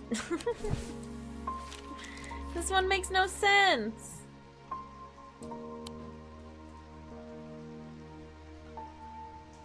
We have another ad break coming. So maybe we'll do that before we start the next day. Enjoy the break. Hello. Let's keep playing. At least a little bit longer. I can't figure out that map, so I'm pretending it doesn't exist. Helena Appleton. I can never get any peace in my house. When am I to find time to do writing? I've tried beeswax, but that makes my ears sore, and besides I can still hear the shouting and banging at all hours. I heard you might be able to help me. Yeah, I have one of those. Here you go.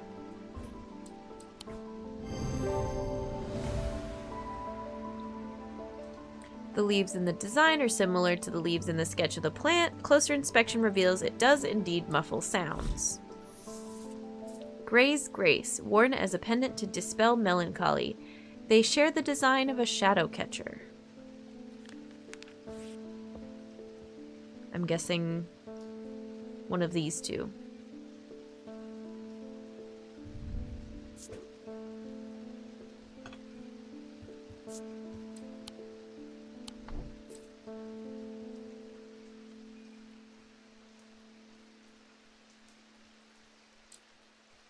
I'm still upset about this plant thing. Mistake, how's it going? Welcome in.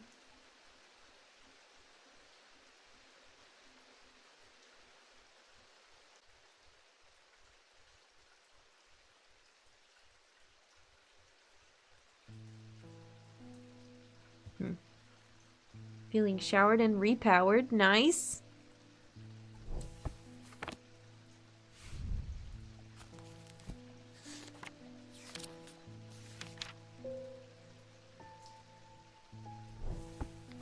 I'm doing good. We haven't had a late night stream in a while, but it's been fun. I really like this game. It's a very good like evening short stream cozy game.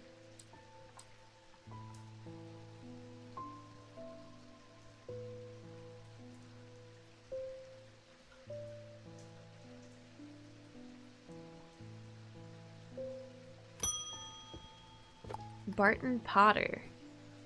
You must be the thaumaturge's apprentice. I bet he's a hard man to work under. He's helped me out more than once in the past. And speaking of the past, my eye has been aching again lately. That can't be a good sign. I'd be willing to make a fair trade for an Elva stone if you have one. I think I have one. I can get behind any game with a cat, front and off center. Look at this.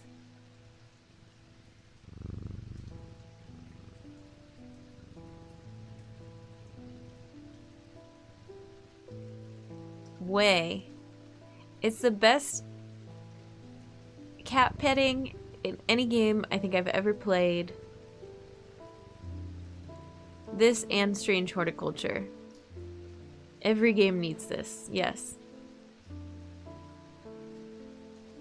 I know we have something that I think is an Elva Stone, but what does it do? Relieve discomfort caused by otherwise incurable ailments.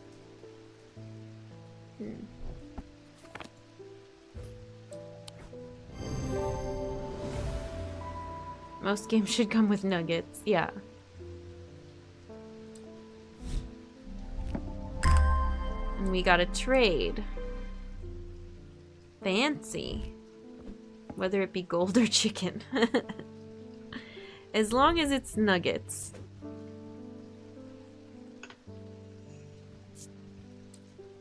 Now I'm hungry for chicken nuggets. Have a good night, Junie. Thanks for hanging out. I'll see you soon. Gold, blue gemstone, some symbols, and a silver ring. Nope, come back. I will dream of nuggets. Okay, you do that. Warm, cool. Doesn't smell or sound like anything. It doesn't make me feel any particular type of way. It's a big heavy metal thing, so I'll stick it up there. What is this blue gemstone?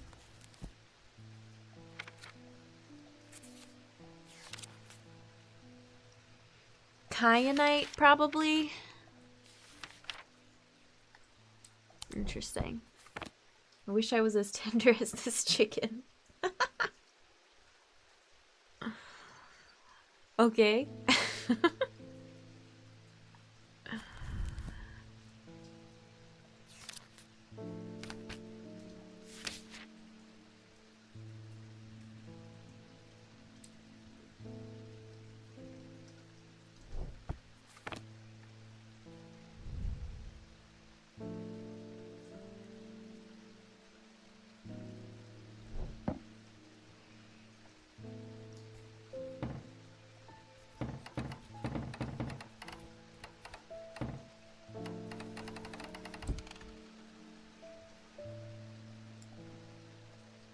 He doesn't even want me to put this in here.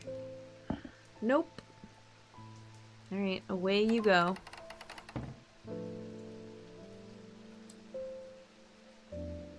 I don't know what this thing is supposed to be. Next. Verona, how you been?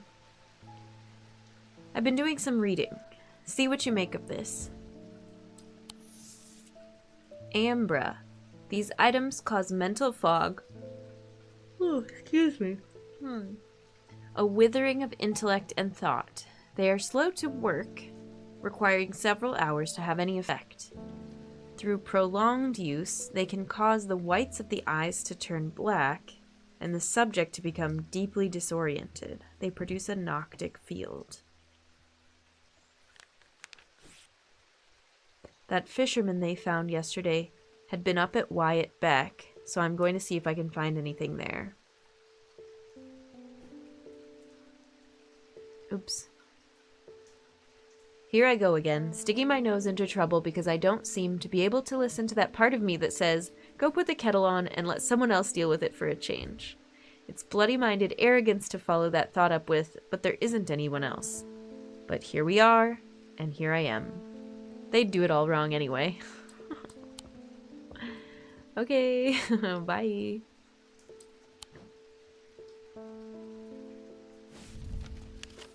Nope, that's not what I want.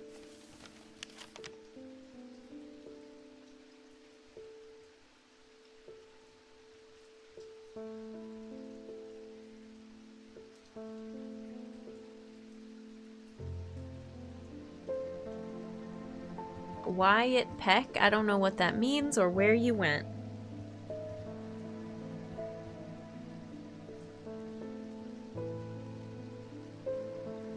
Oh, Wyatt Beck?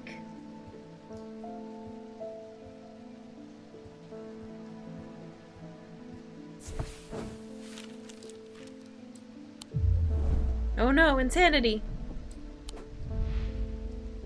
The Relic Hunter, Barton Potter. Intelligent, affable, heroic. These are the words that Barton Potter would use to describe himself. Irresponsible, impulsive, and foolhardy are some of the more tasteful terms that those who have dealt with him might use. One thing is not in dispute. He knows how to track down objects, and he certainly knows their worth. He's also no coward, and he bears the scars to prove it. He's one of few who have ventured into the depths of the catacombs and lived to tell the tale. And tell the tale he does at the slightest provocation.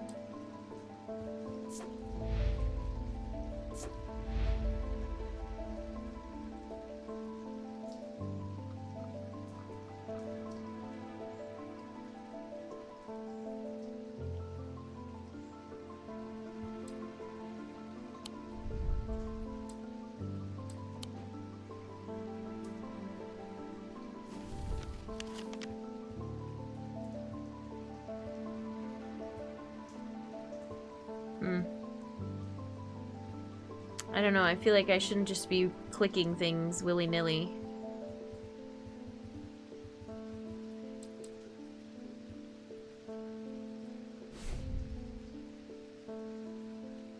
This I'm still mad about.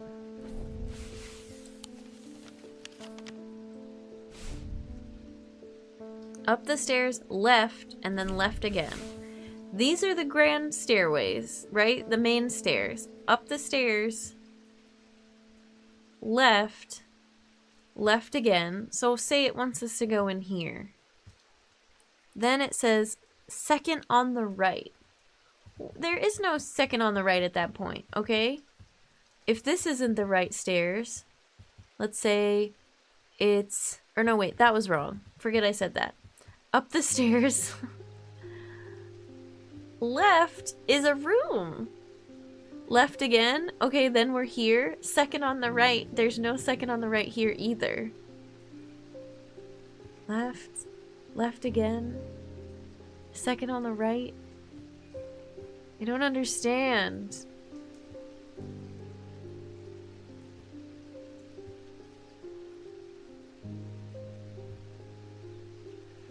What if it's these stairs? Left, left again, then left again, and then second on the right, maybe? And I don't know how any of these towers work.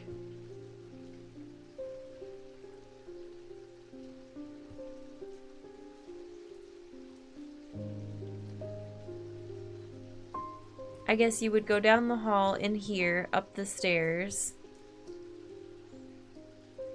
Left? Up the stairs. Left? Oh. Those were terrible instructions. The bedroom looks like it had... a bedroom. Looks like it hasn't been used for some time. A thin layer of dust coats the furnishings, and cobwebs decorate every corner. Pulling back the thin curtains let some light in, but more importantly, they reveal a macabre item that has been hiding on the windowsill all this time. Creepy!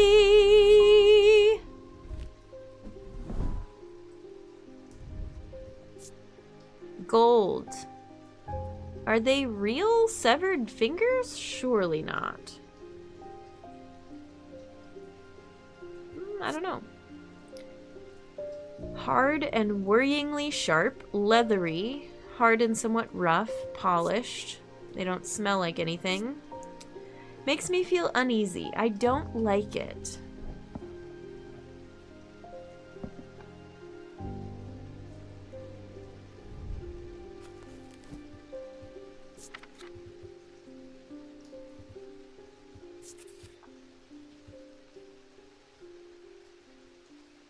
Oh, this has got to be the Talon thing.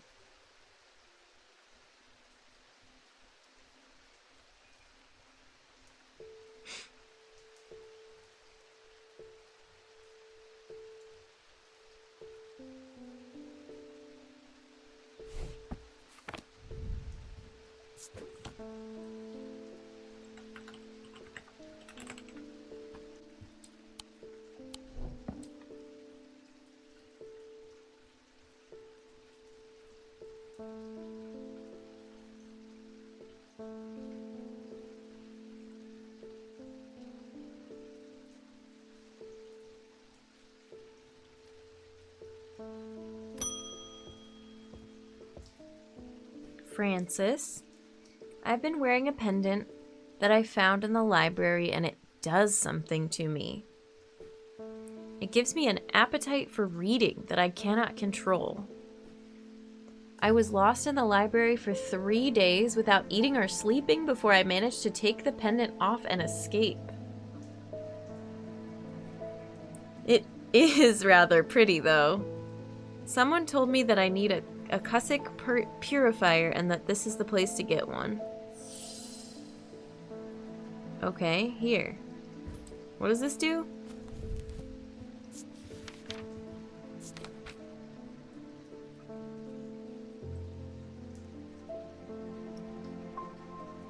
Amulets and rings submerged in the liquid and left for a cycle of the moon are cleansed of simple imbued curses or hexes.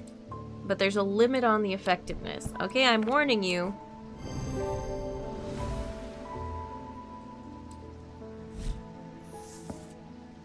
Valent. The holes in the Valent are of roughly equal size and spacing. They are used by adventurers to help them find their way. A curious pulse can be felt where its power concentrates.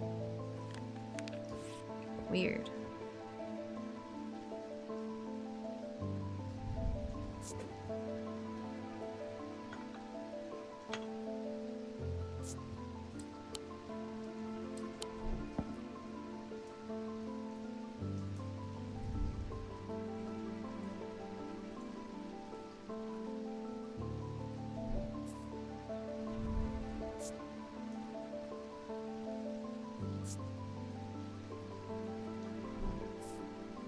A pulse?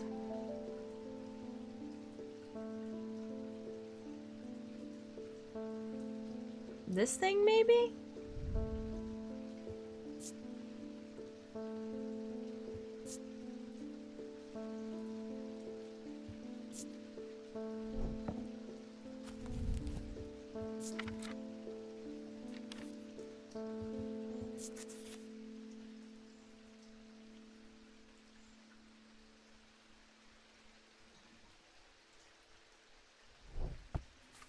Can I use objects on the map?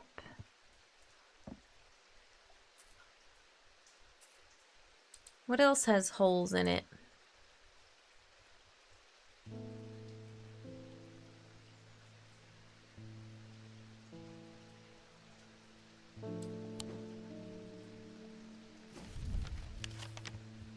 No, I don't know. It's not letting me use those.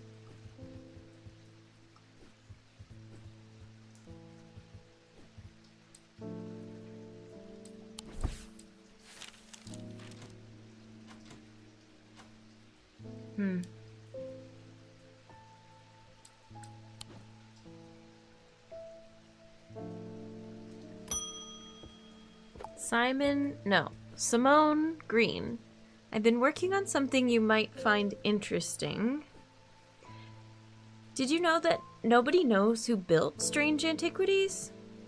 It's very old, perhaps the oldest building in Undermere according to some accounts.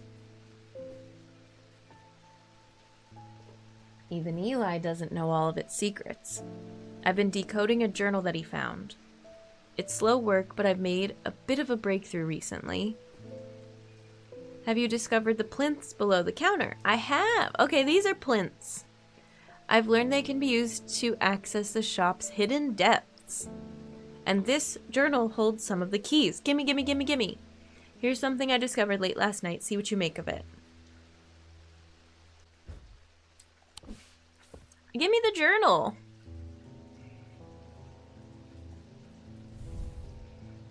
Alcove key.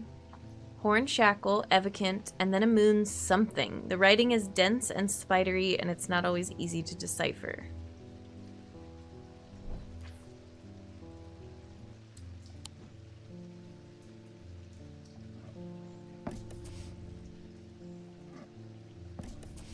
And then a moon something. I have a moon heart. Yay!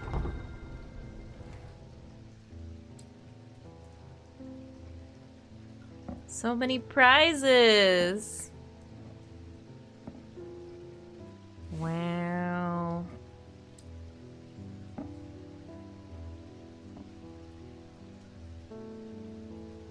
Can I have this candle? Can I keep it?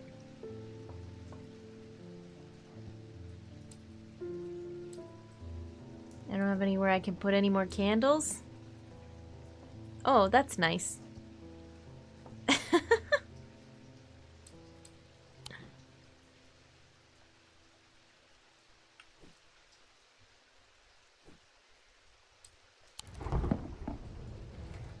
Wow. A green gemstone, a dark wood, yew perhaps, polished wood, hard and cool, rough, polished. It has a pleasant scent that reminds me of the forest.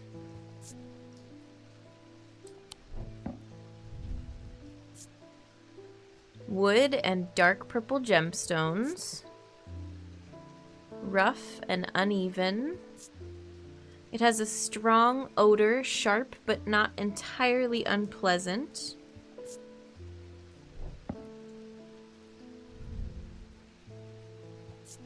Wood. Somewhat hard and somewhat rough. A sharp aroma. Wood, oak if I'm not mistaken, gold paint. Hard and somewhat rough, engraved detailing, a sharp aroma. Nothing to remark. Okay, and then we got some of these tiles.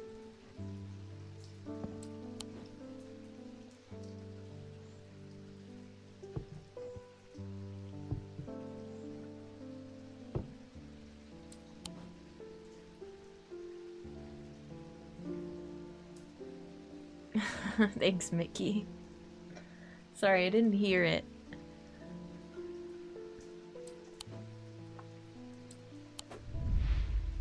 The librarian, Simone Green. Simone finished reorganizing the Ambleside Library and came to Undermere in search of a new challenge. She took up swimming in the lake after hearing about the health benefits of cold water, but soon found that she preferred the health benefits of a warm blanket, a roaring fire, and a good book. She manages the collections at the Wordsworth Library, following in her mother's footsteps by taking special interest in occult writings. Hey, Mr. Biggs, welcome in. How's it going? What is this symbol?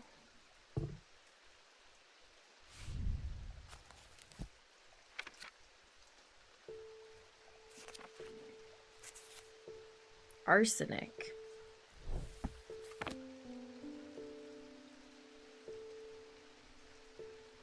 Weird.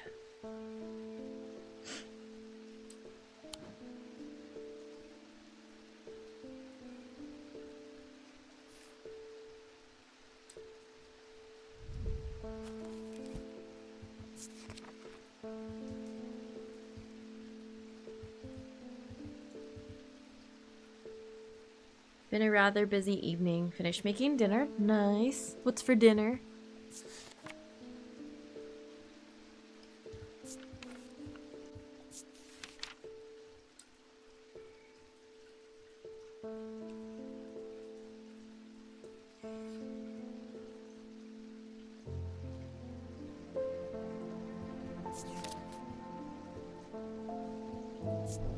Oops.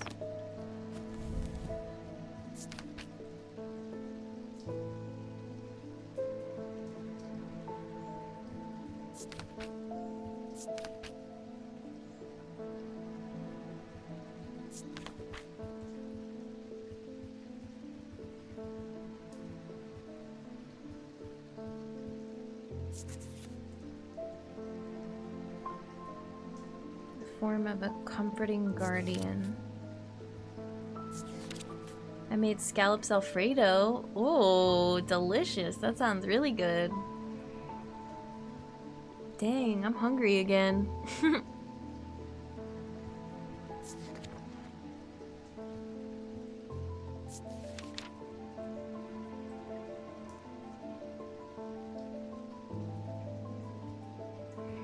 Do you think there's ether in one of those cups that I found? The cups look just like that.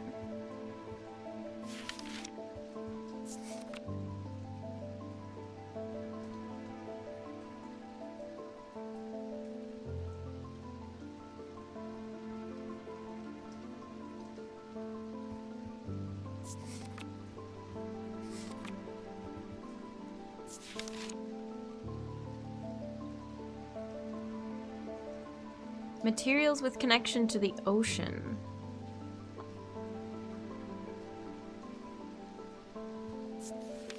It was tasty indeed. I didn't lose my patience while making it. Nice.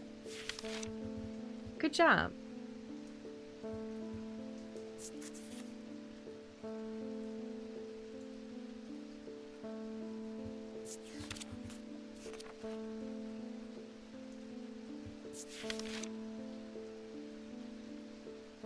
A single stone set in bronze. Valent.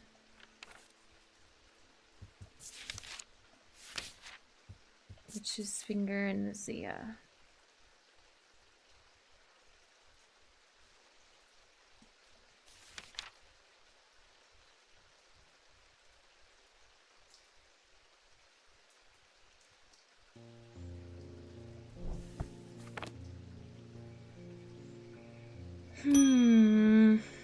Jim Wolfe. After years of working in a thundering mill, I'm afraid I'm quite deaf now. I've tried St. John's Poppy, but I'm looking for a more permanent solution. I would love to be able to hear my niece's laughter. Here, take this. It's a hearing charm. And it's a cute little bat.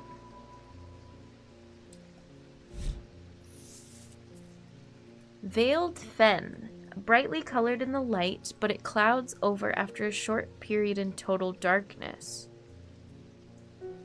They can be used to command attention from individuals or small groups of people. Public speakers sometimes use them as a substitute for charisma. Brightly colored in the light.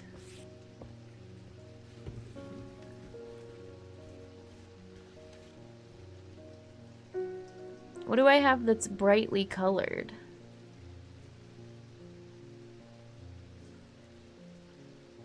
Wait. Was this always blue like that? I mean, yeah, it was blue. Is it brighter blue? I think that's fine, right?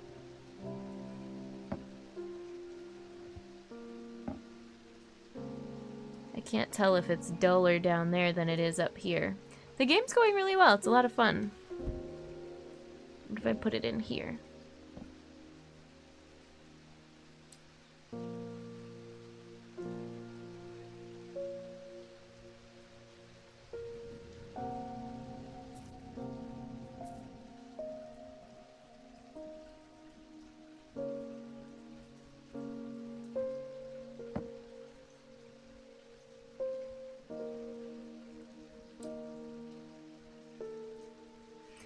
Does it mean, like, brightly colored?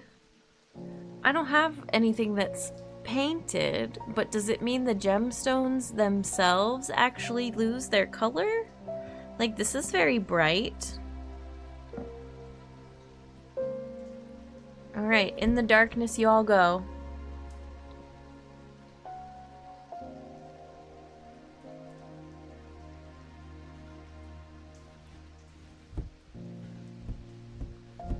I don't know.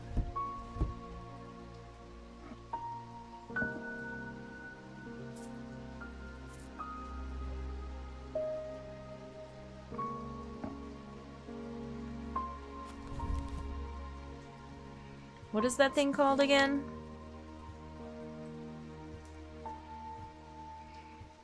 I already forgot.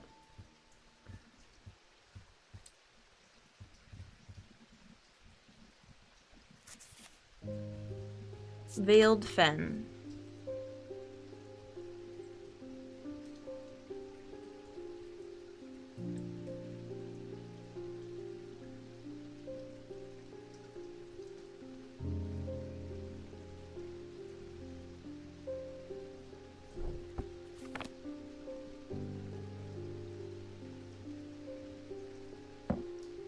What if I put all my candles in here?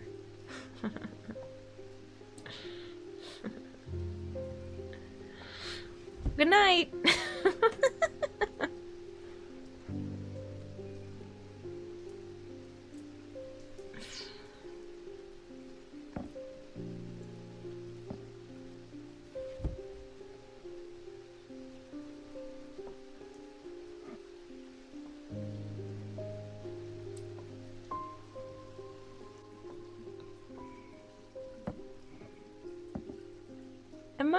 I feel like I'm imagining.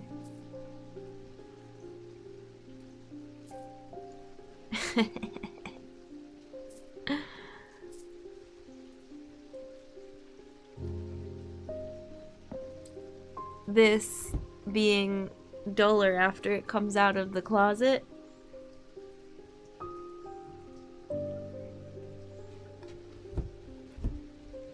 Maybe I leave it in there overnight.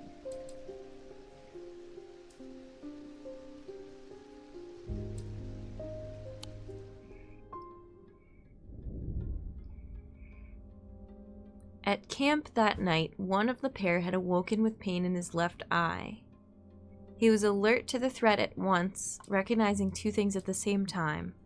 One, a part of his mind was not his own, and two, the casket wanted to be opened.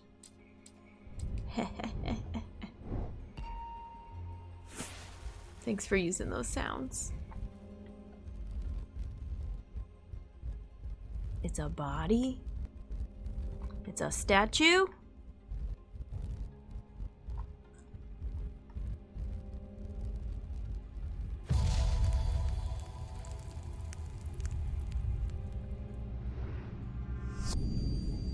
The maiden in the tower points the way. I am buried among the trees.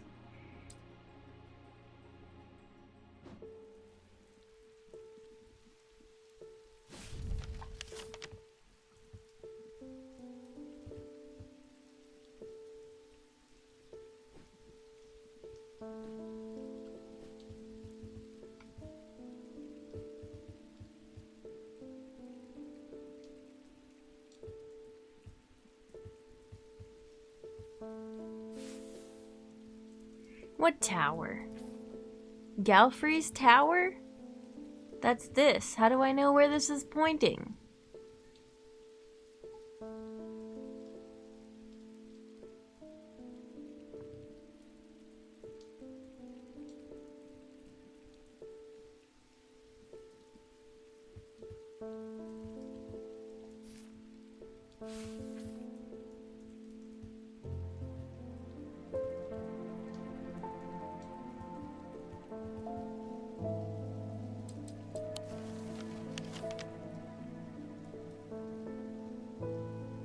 I don't see any maidens. Hi, Jovial. Welcome in.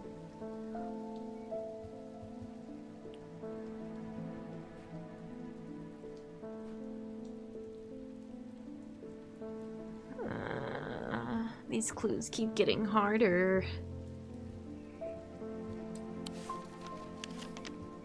Should we go to the tower? Let's just go. Okay.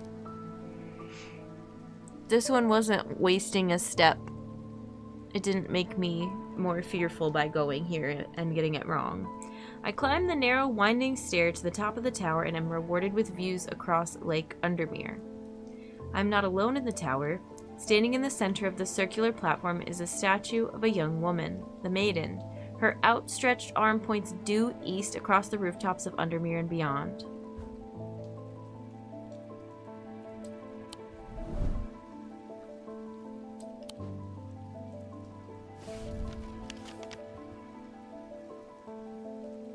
Due east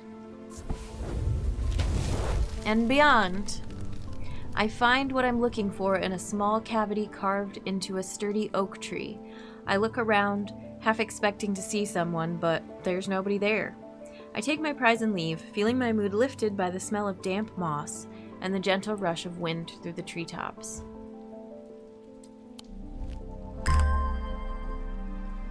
That's fun looking.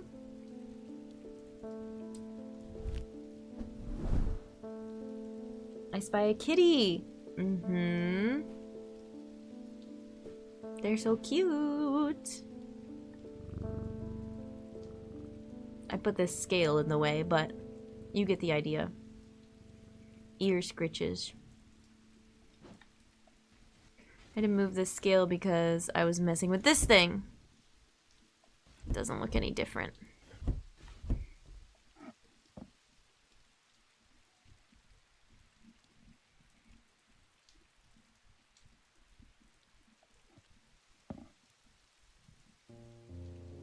Been a while, not sure the game, but good evening. J. Will, how's it going? Welcome in. You can pet the cat.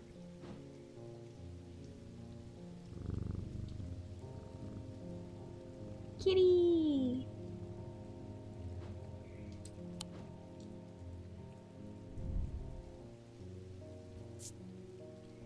Iron, gold, turquoise, orange, pale yellow, orange. Pitted. Cool.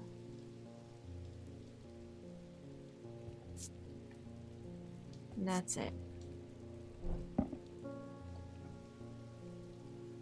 Jupiter, Rising Dread, Devourer of Souls. Yeah, that's the cat's name. I didn't realize you could just, like, leave stuff on here.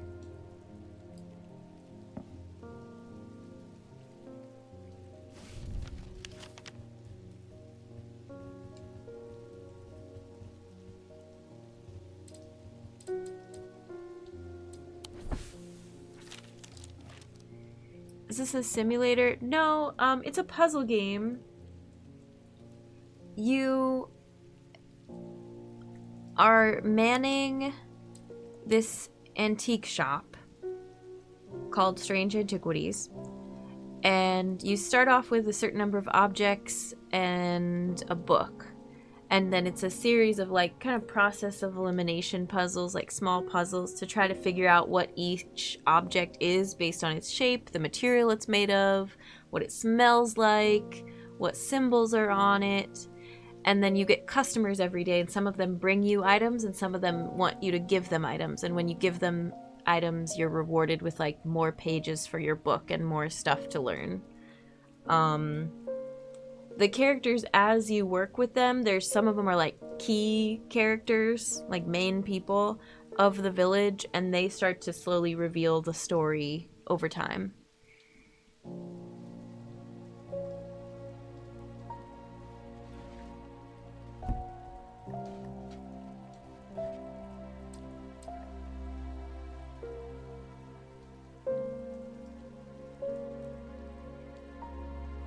This is a wider shelf. I'm gonna put all my heavy metal stuff down here, and then I'm gonna put all my mugs up here.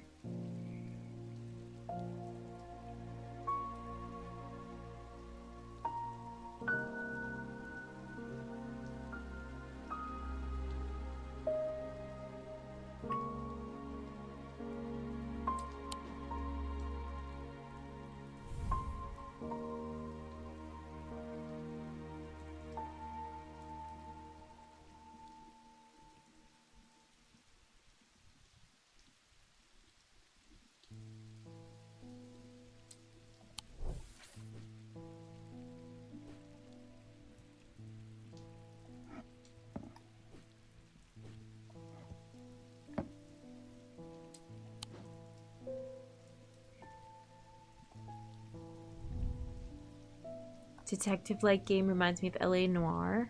Interesting, I don't know that one. Yeah, it's kind of got a detective feel to it.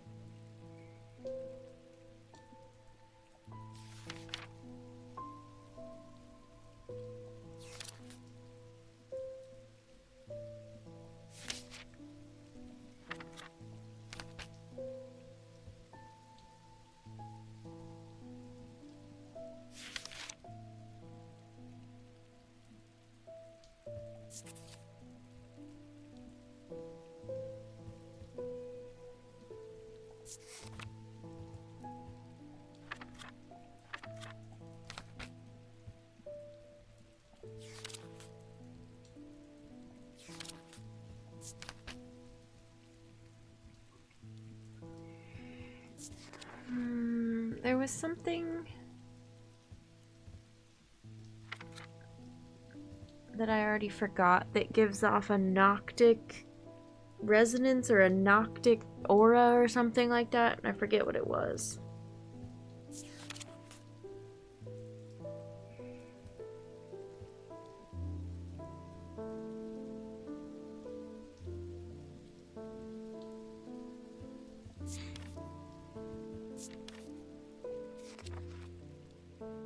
Oh, Ambra. Oh, but I don't have any clue as to what these look like. Okay, never mind.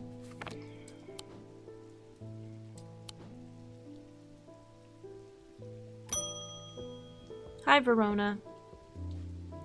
I walked up the beck a mile or so in the cold and wet yesterday and found a section with a handful of dead fish floating in it. Belly up and blackened they were. Ugh. I'm not sure what to make of it, but I don't like it. I'm on my way to Calgarth Hall now. I spoke to Dr. Robertson earlier, and she said the 2 women they found there are still in the same state as the others, in a trance and eyes all black. Before I go, Anna Bryant asked me to drop this off. Wait, where are you going? Calgarth Hall.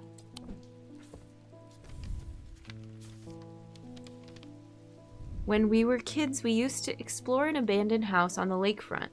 We'd take a boat out to the northern tip of Naylor Island and row across from there. You know the one I'm talking about, second from the left in the row of 4. I found myself outside its door 3 days ago and went inside for old time's sake. I wish I hadn't. It always had an ominous feel to it. It has taken me the last 3 days to summon the courage to write this letter, but I think it's better you see for yourself what's out there. Yours in faith, Anna Bryant.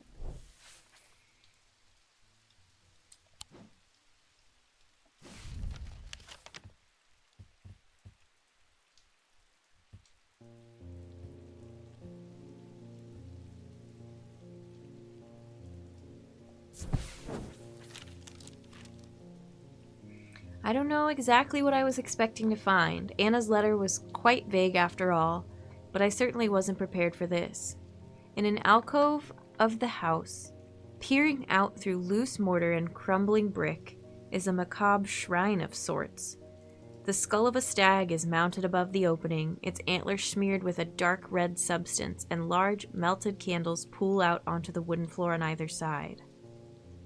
In the center of the altar, there's a small iron chest, rusted and fused to the floor. It's clear that it has been here for a long time. I do not see any hinge or keyhole or any way of opening it at all. But after a while, I notice an inscription that says simply, "I open to the voice." Ooh, creepy. All right, hang on, I gotta move this. Voice of Sir Nunus. The chest opens to reveal a golden totem. I can't imagine who would have stashed it here or why, but it doesn't look like they're coming back for it anytime soon. It's a cat!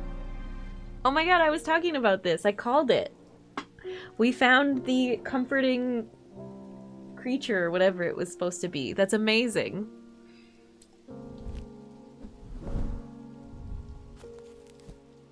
This is...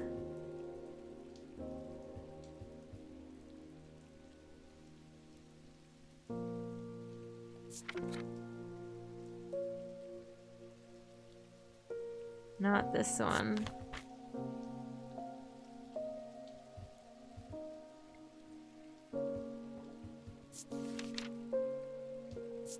I forgot what the item is.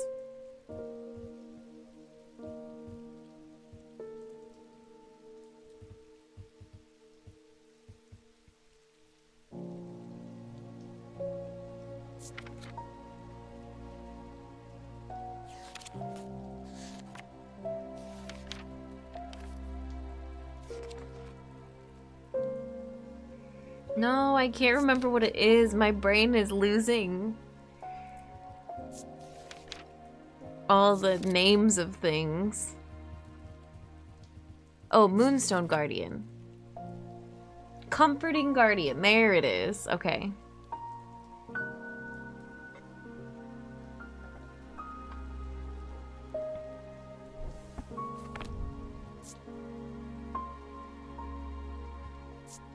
Hi Trav, welcome in. How are you? Warm and smooth.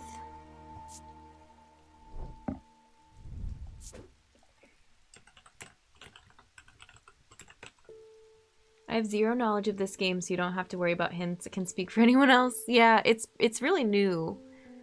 It only came out just this month, so I'm not expecting a ton of people to have already played through the whole thing, but I know they're out there. I was still late to the party for the puzzle community.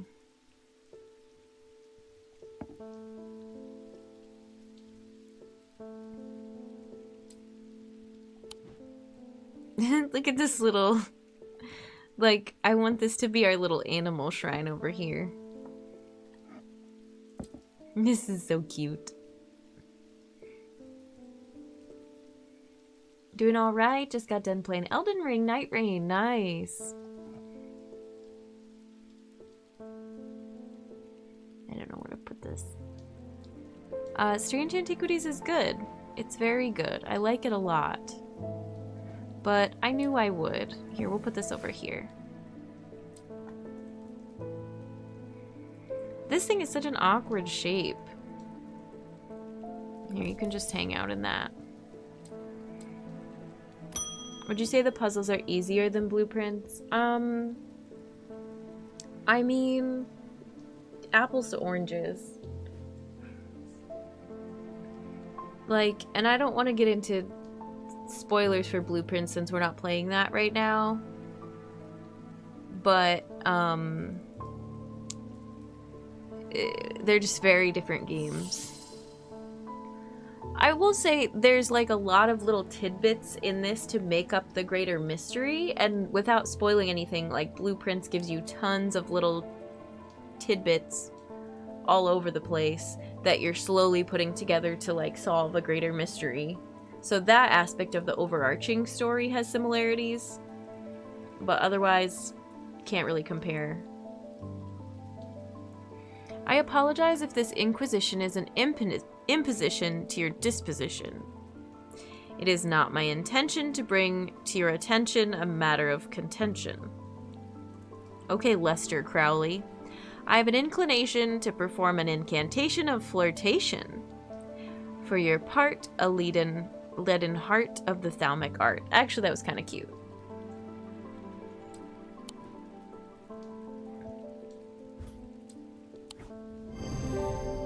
This item is so cute, I love it. Using the index, I can remind myself that Cernunnos has antlers, suggesting his non-human form could be a deer. Using my weighing scales, I can confirm that the item is heavier than it looks. Reminds me of Strange Horticulture, yeah. Corvin's Might. A Corvin's Might, sometimes called an Eagle's Gift, is an assassin's tool that makes use of Wixic power. When the warrior queen, Corvin, was surrounded and close to defeat, a gift came to her from an unlikely source. With it, she turned the tide of battle, and the legend of the Bloody Queen was born. Okay, then.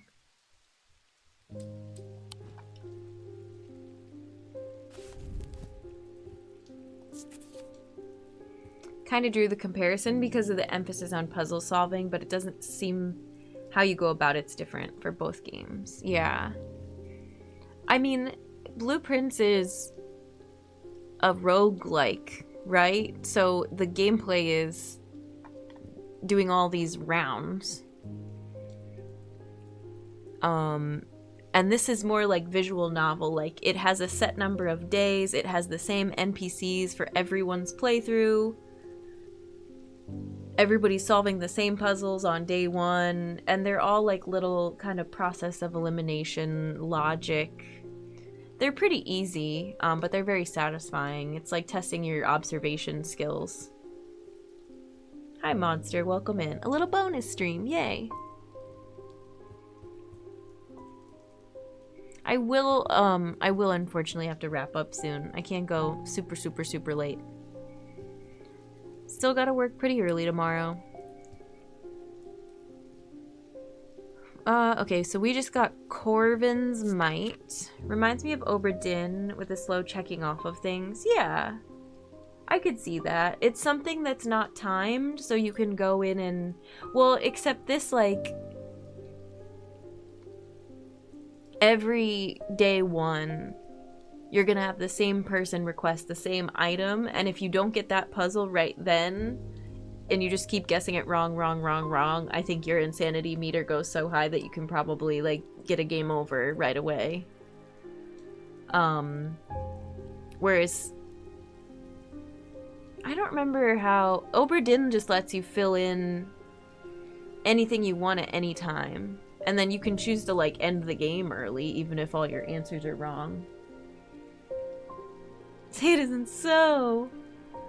It's late on my end. I start training at my new job Saturday, so I'm excited about that. Nice, good luck. Yeah, but it's not a sequel to Strange Horticulture, but it's the same exact people, and a lot of the same characters are there. Strange Horticulture, like the building, the shop, is on the map in this game. Only fail state is if you leave early, exactly.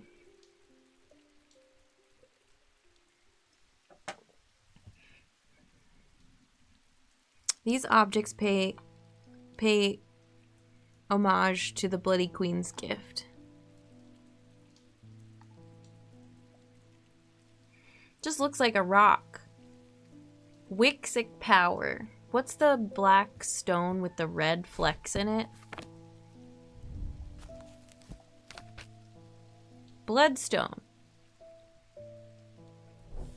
I'm gonna guess this is Corvin's thingy, because, oh, and it looks like a bird claw. Corvin's thingy. Corvin's gift. Or whatever it's called.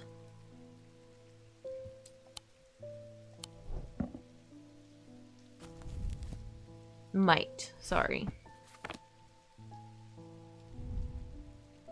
You have a set of bloodstone dice at the game store? Nice. That's cool.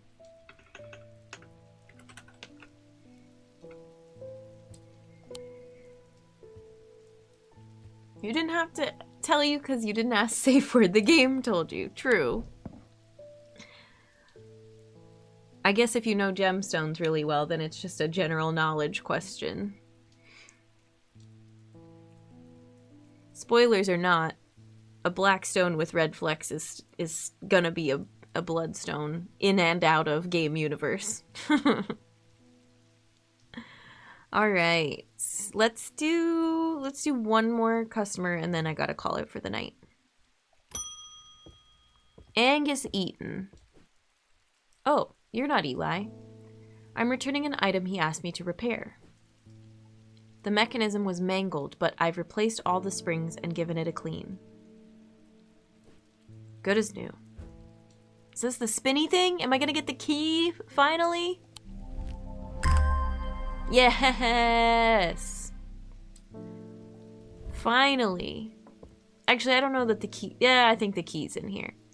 Okay, so this is a stone that's using powers of deception or whatever to hide whatever else is inside. Gold. Smooth. Doesn't smell or sound like anything. Doesn't make me feel any particular type of way. But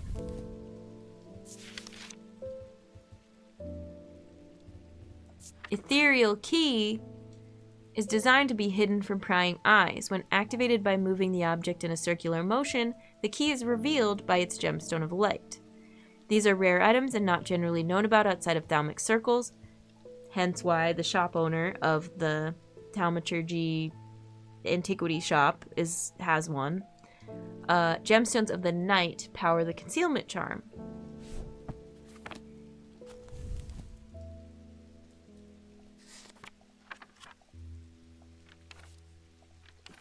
Gemstone of the night.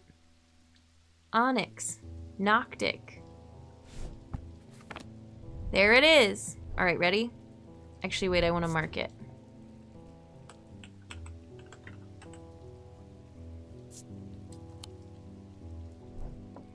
And then we put it in this thingy.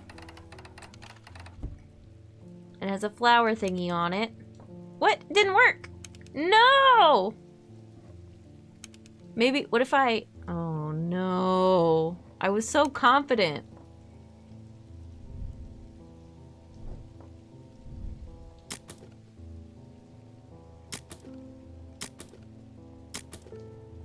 Oh, you click the little petals and the little thingies show up. That's so clever. Okay, so I gotta do like these three, I think.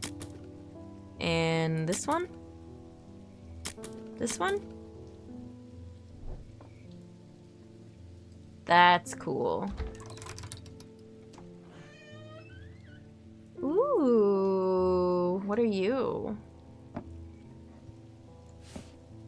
Another book. Oh, I don't think I can take it out of the... Look how flat it looks when you open and close the door. It looked like a big object, but then it flattens. Bloodstone is not technically a gem because it's composed of two different minerals, jasper and chalcedony. That's cool. No, there's just a cat. We haven't seen a dog yet, but one of the characters has a dog named Hamish.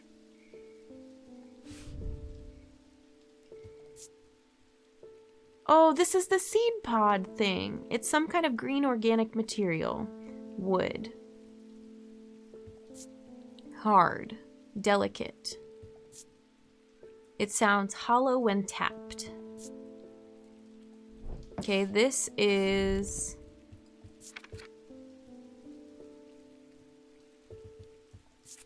lamb siphon.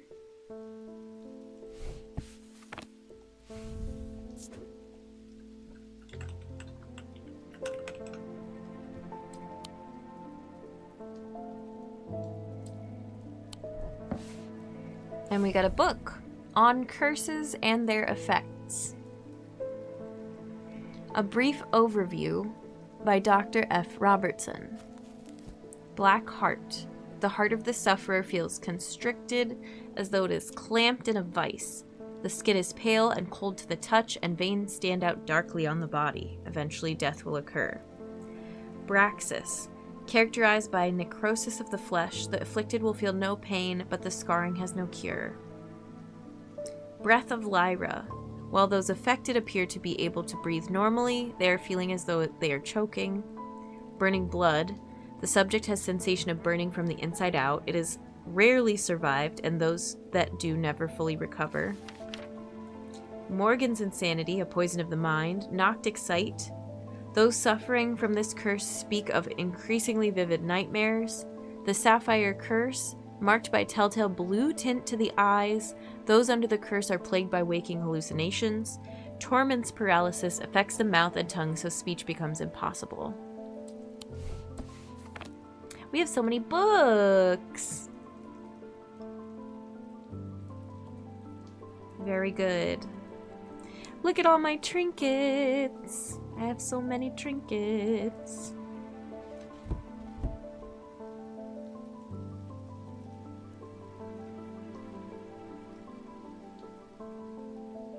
But that wasn't the key that I was hoping for.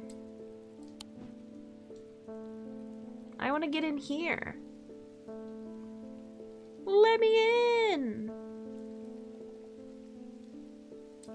All right, that was fun.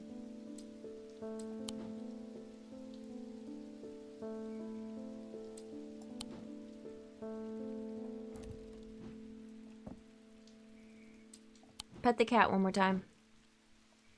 Good night, kitty.